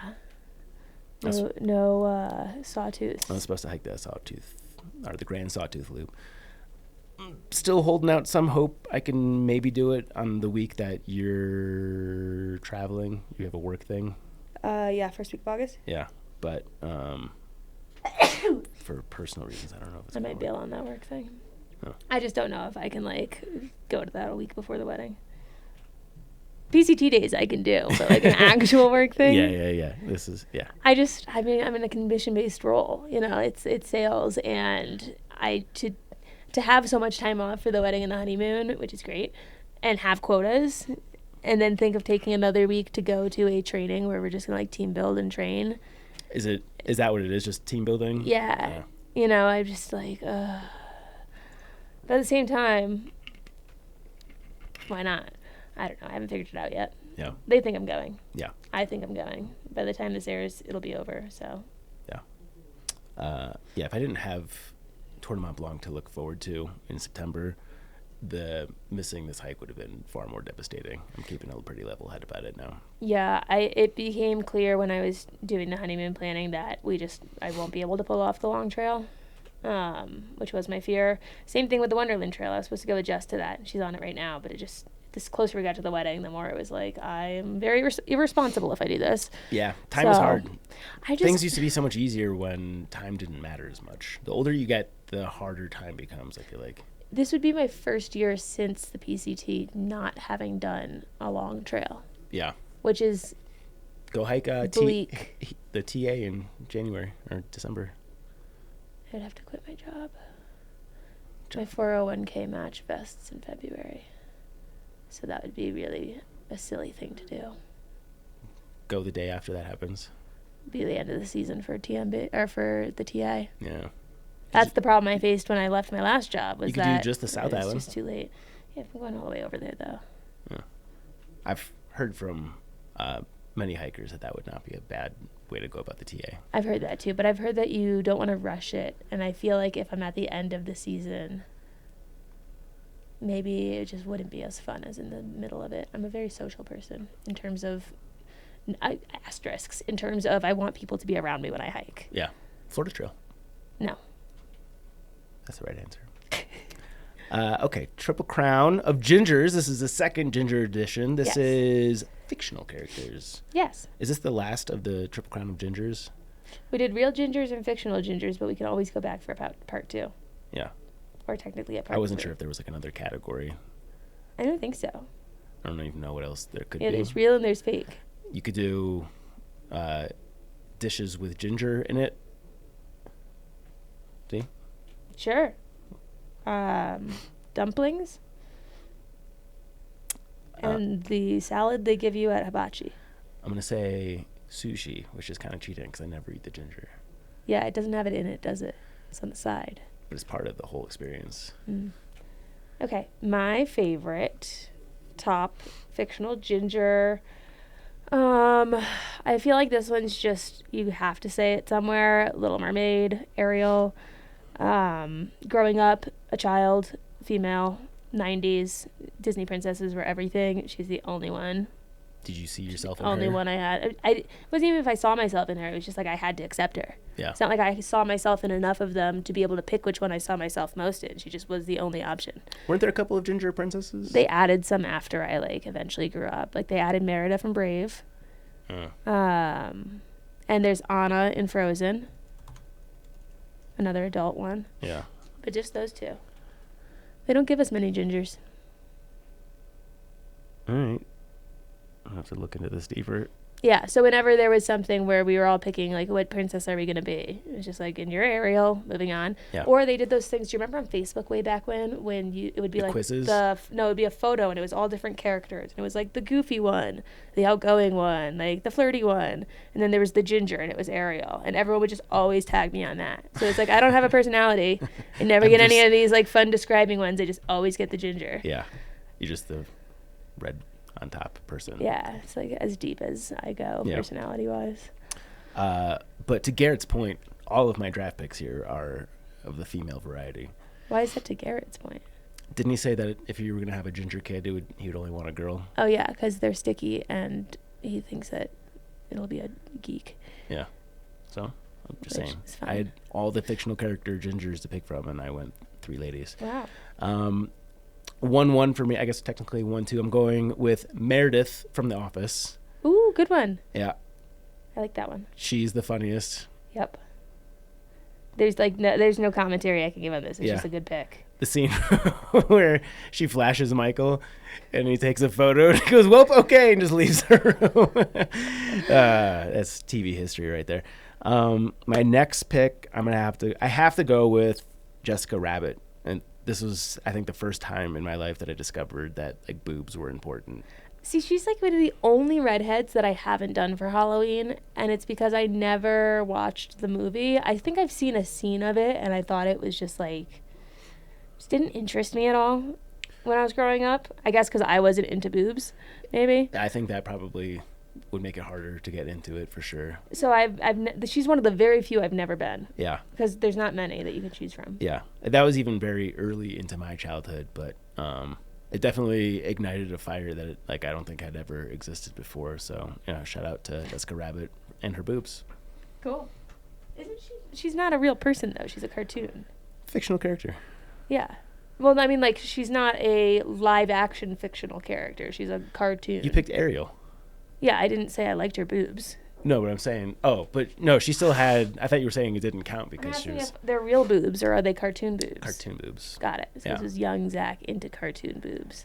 I mean, you ask a wide swath of the internet and they're still into cartoon boobs. That's not my flavor of tea, but. There's a whole post I saw about how most women that grew up around the time that we did, I'm grouping us together here, had a crush on the fox from Robin Hood. And it's something that no one can explain, but it's always true. Yeah. All right. Every girl that was alive during the time of the fox version of Robin Hood had a crush on the fox. Super weird. It's a good-looking fox. Not only is he a fairly handsome fox, but there was also something very seductive about that era of animation. I don't know. There's something almost psychedelic about it. You find him seductive too, then. I'm getting a little turned on by Robin Hood right now. So, okay. Yeah. Cartoon boobs. Anyway, is that 2? That was 2. Yeah. My next one, another staple growing up, Kim Possible. Because she was not only a ginger, but she was main character and cool. Yeah. And it was when do we get that? We got that as Told by Ginger, which was a Nickelodeon show, but she got bullied a little bit. Never seen the show. I wouldn't think you would. Yeah. But Kim Possible. Is that a Nickelodeon show? No, Kim Possible was, I think, Cartoon Network. No, Disney, maybe? What was she from? I didn't have cable growing up. She had to be Cartoon Network. No. Disney Channel. Okay. You're watching Disney Channel, and this is Kim Possible. Yeah. I was her for Halloween. After the PCT. Second I got back I'm glad you showed me because I didn't know that it was a cartoon. You said Kim Possible and I was picturing a person, a real person. No. She's one of the only ginger cartoons at the time that wasn't a hideous frizzy ginger. Yeah. Good. In my mind at least. Yeah. So Kim Possible. And then my last one I'm gonna go with is a curveball. I'm gonna go with Anne of Green Gables. I don't know who that is. It's an old book that has several sequels and it's all about this girl Anne who's a ginger, and I don't really remember anything about it. I think she had a friend named Diane in the book, but I had the set growing up. Yeah. And so I'd read it a bunch and I'd get bored by book 3. I've never read the whole thing. But Anne of Green Gables, read that book front to back tons of times. Nice. Can't tell you anything about it. So shout out to Anne. This one might be a controversial pick, but I'm going to go with Wendy. From Peter Pan? From Wendy's. Oh. Why? First of all, the Wendy's buffet in my hometown was very instrumental to me becoming a fat child. I used to just eat the shit out of chocolate pudding there. I don't know the last time Wendy's had the buffet option, but that was the shit. I don't remember that. Did you ever have a Wendy's buffet? No. I think it was just a select number of Wendy's, and I think they got rid of it. I don't know when they got rid of it, but Pizza Hut buffet, but there's a tray of chicken nuggets. Yeah, it's like and a salad. It's like a salad bar, but the salad bar was off the hook. I just remember loading up my plate with chocolate pudding. Wow. And cottage cheese. Interesting. Yeah. The reason that's controversial is apparently she's a real person. Wendy? Yeah. Why is that bad? she related to Wendy's? Like the character Wendy is based off of the owner's daughter, Wendy, and I'm picking her as a fictional character. So she's technically a real person. I thought you were saying the Wendy's girl was controversial. No. My selection of Wendy, I think, is controversial because she's a real person. But I think for all intents and purposes... It's a fictional representation of a real person. Okay. Yeah, they're using her likeness. I mean, it is a cop-out, but fine. Yeah. If not that, then my honorable mention would be Ygritte from Game of Thrones. Oh, great honorable mention. I was going to honorable mention Sansa. Yeah. I wanted to pick Sansa. Sansa's hot, but I feel like her character got that family into a whole mess. Yeah, she was good at the end, but she sucked for a lot of it. So yeah, her getting all mixed up with Joffrey was a questionable character choice. Yeah. Who else? Blossom from the Powerpuff Girls. Daphne from Scooby-Doo. Yeah, I don't know. This was a tough one for me. I told you there's not many gingers. Not a lot of gingers. Not many fictional gingers. And they're all ladies. Chucky from Rugrats. Carl from Jimmy Neutron. Chucky. Chucky. That's a good one. Yep. That should have been a first pick probably. Dexter from Dexter's Lab. Never saw Dexter. I'm just thinking of boy gingers now. Yeah. I think that's it. Yeah. Nice. Good. Cool. Let us know who we forgot. Podcast at thetrek.co. Bless you. Let's go to mailbag. Mailbag. This is non-urgent, parentheses, obviously. But I just finished listening to episode 302 featuring Tate Pyro Dobson. Pyro asked you all, what is the sluttiest font? When you asked him to make you a sticker. I googled slutty fonts and dafont.com has a whole list of doozies. I hope I don't get in trouble for this, but semi and naked chicks are notable examples. Here's the link if you're interested. This is so weird. I'm sorry. Bye. From Trip. For people who can't see this, which is everyone. Oh. Yeah. Look at the penis font. Yeah. Do you see that one? That one's semi. Yeah. Oh, is that semi? That's funny. There's little pubes on it. I'm trying to make out what those letters are. It spells semi. They all spell the name of it. I think they spell the name of the font. I was gonna say the I is pretty obvious. Look at there's a butthole on that one. That is a butthole. That's crazy. Nice. Yeah, some of these reminded me of Jessica Rabbit. Yes, down boy. One's called penis. I feel like I'm looking at porn. But I don't think all of these actually spell out the word because. No, I don't think they do. Look at big breast. Those are all titties. Oh yeah. That's crazy. There's Babelicious. No, which one? Silhouettes from Poser. And is that a whip or is she peeing? Oh. Yeah. That's hard to tell. Yeah. If it's a whip, it's strangely placed. Damn. Yeah. These fonts are nice. Good fonts. Good work, fonts. Yeah, thanks, Trip. Cool. That's funny.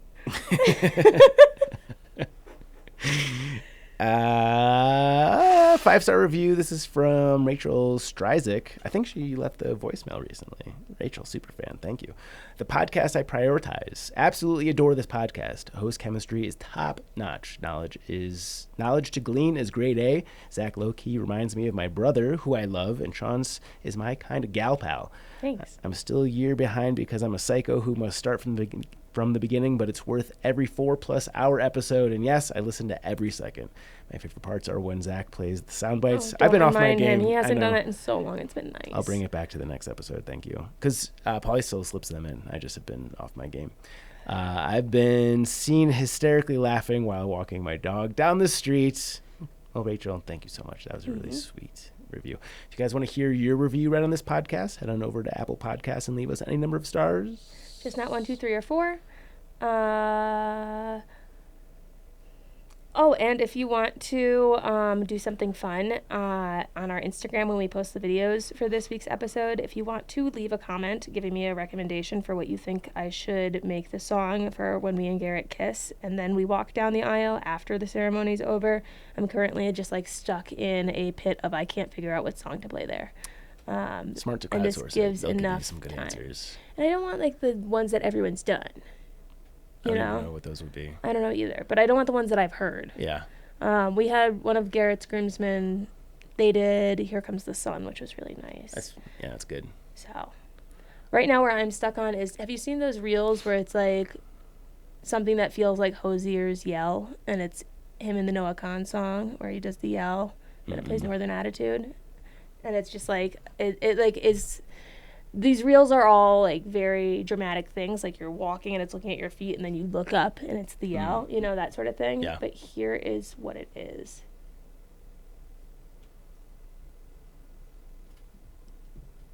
Sorry, I was in the middle of sneezing there. Hosier, Northern Attitude. Here we go. So it's the part. Is this the newest song that's on the radio every 20 seconds? Yeah, but it's the Hosier version. Coffee black, whiskey neat. It's a good song. I think so. Where's this yell? I'm going through the lyrics because I had it.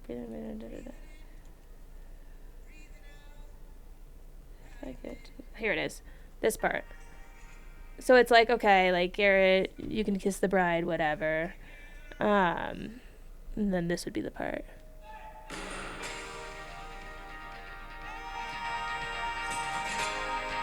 That's like perfect. So like that's during the kiss. Yeah. Very climatic and grand. I don't know what the word is. And then this would be where he'd walk down the aisle. Yeah. But the lyrics are kind of like, if I'm a bit of a bitch, I'm sorry. It's just like, because I've got an attitude because I'm from the Northeast. Oh, you mean are those the actual lyrics? Well, no, it's if I get too close and I'm not how you hoped, forgive my northern attitude, I was raised out in the cold. If the sun don't rise till the summertime, forgive my northern attitude, I was raised on little light.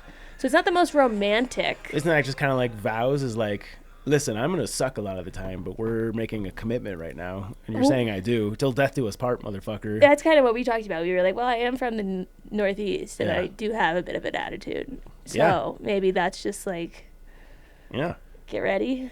I don't know. That's as close as we've gotten. I feel like there's something Ramsey better. Nerve? There's better. Rumsey Nerve. She's got it. Yes. So I think there's something better out there, and I have until August 18th to finalize my music selections. So that gives us 1 week, people. Yeah. Just because we talked about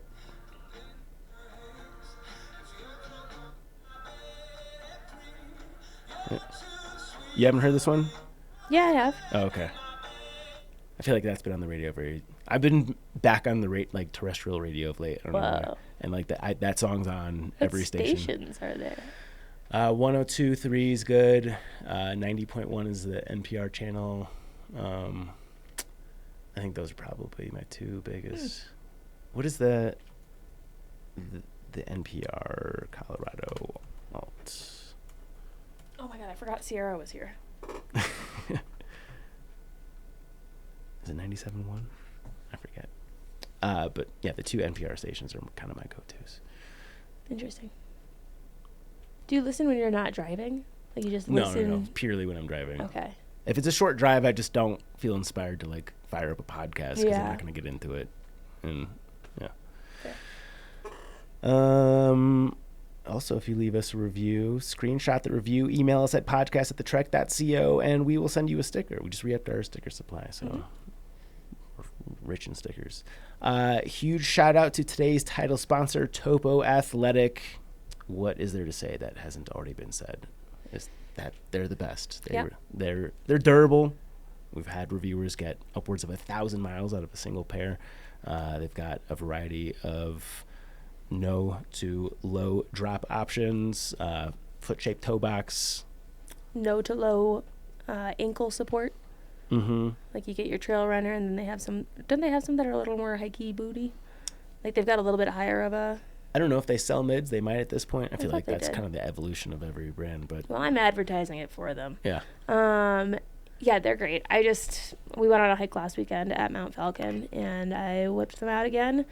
And I feel like no news is always good news when it comes to shoes. Like if I have nothing to report, then nothing happened, which means that they worked. For sure. Yeah. I was training my ass off for sawtooths, and I I was feeling the pains in my body everywhere except for my feet. So thanks to those guys. And I've been rocking primarily the Pursuit 2s, which are excellent shoes. Super big thank you to our Trek North. And use our code. I think it's Trek Spring 15. We'll update it in the show notes if that's not it. There's been some. Could be summer. Try summer. Try the season. Yeah, but definitely the correct code will be in the show notes if we got it wrong. There's been a little bit of a back and forth on that. Super big thank you to our Chuck Norris Award winners on Patreon. That is Alex and Misty with Navigators Crafting, Alex Kindle, Andrew, Austin McDaniel, Brad and Blair from 13 Adventures, Bill Jensen, Brent Stenberg, Brian Alsop, Fables, Carl Hood, Christopher Marshburn, Clever Innuendo, Coach from Marion Outdoors, Eric Casper, Eric Hoffman, Ghost, Ethan Harwell Dunn, Jillian Daniels, Greg Knight, Greg Martin, Greg McDaniel, Griffin Hay, would you bring me a beer? Haley Buckingham, Dallas, Minty Hike Studio, wasn't you had one for that? Yeah. Patrick Ciancialo, Rebecca Brave, Rural Juror, Sawyer Products, Spam, Timothy Hahn, Solo, and Tracy Trigger. Thanks to our guy, Paulie at Old Man Murph's Coffee Roasters. Go get yourself some delicious beans at ommcr.com. You can follow us on social at Backpacker Radio on Instagram and TikTok at Backpacker Pod on X, Facebook.com/Backpacker Radio. You can follow Chaunce. You can find me on Instagram at Juliana_Chauncey and on YouTube at Juliana Chauncey. And you can get my book, Hiking from Home, a long distance hiking guide for family and friends, on Amazon. Is there a public wedding registry? Is that a thing? I don't know. It could be. Just think about it. Is it public? How would I know? Let's just say yes. In the time between the recording of this. Well, there's a password on the website, so I don't know if. Do you want to share it? Why would? The password everyone would know. It's Harper. It's the best dog, obviously. Hey. Second best. Tied for best. I'll definitely send you the link. Password is Harper, and the link will be in the show notes. I don't know how to find it. Try going to Zola.com. Zola? Yeah, ZOLA.com /weddings/Juliana and Garrett 2025. I could have paid for the better version, but I didn't. Is that all one word or dashes? No dashes. How do you spell Garrett? GARRETT. Oh, there's a share button. Hold on, wait. Your registry. Yeah, Hold on. Let me see if I can. There's a different Juliana and Garrett. Hold on. Let me see if I can text. I say we got a couple of brunettes here. No, that's not me. Just tell me if this is password protected.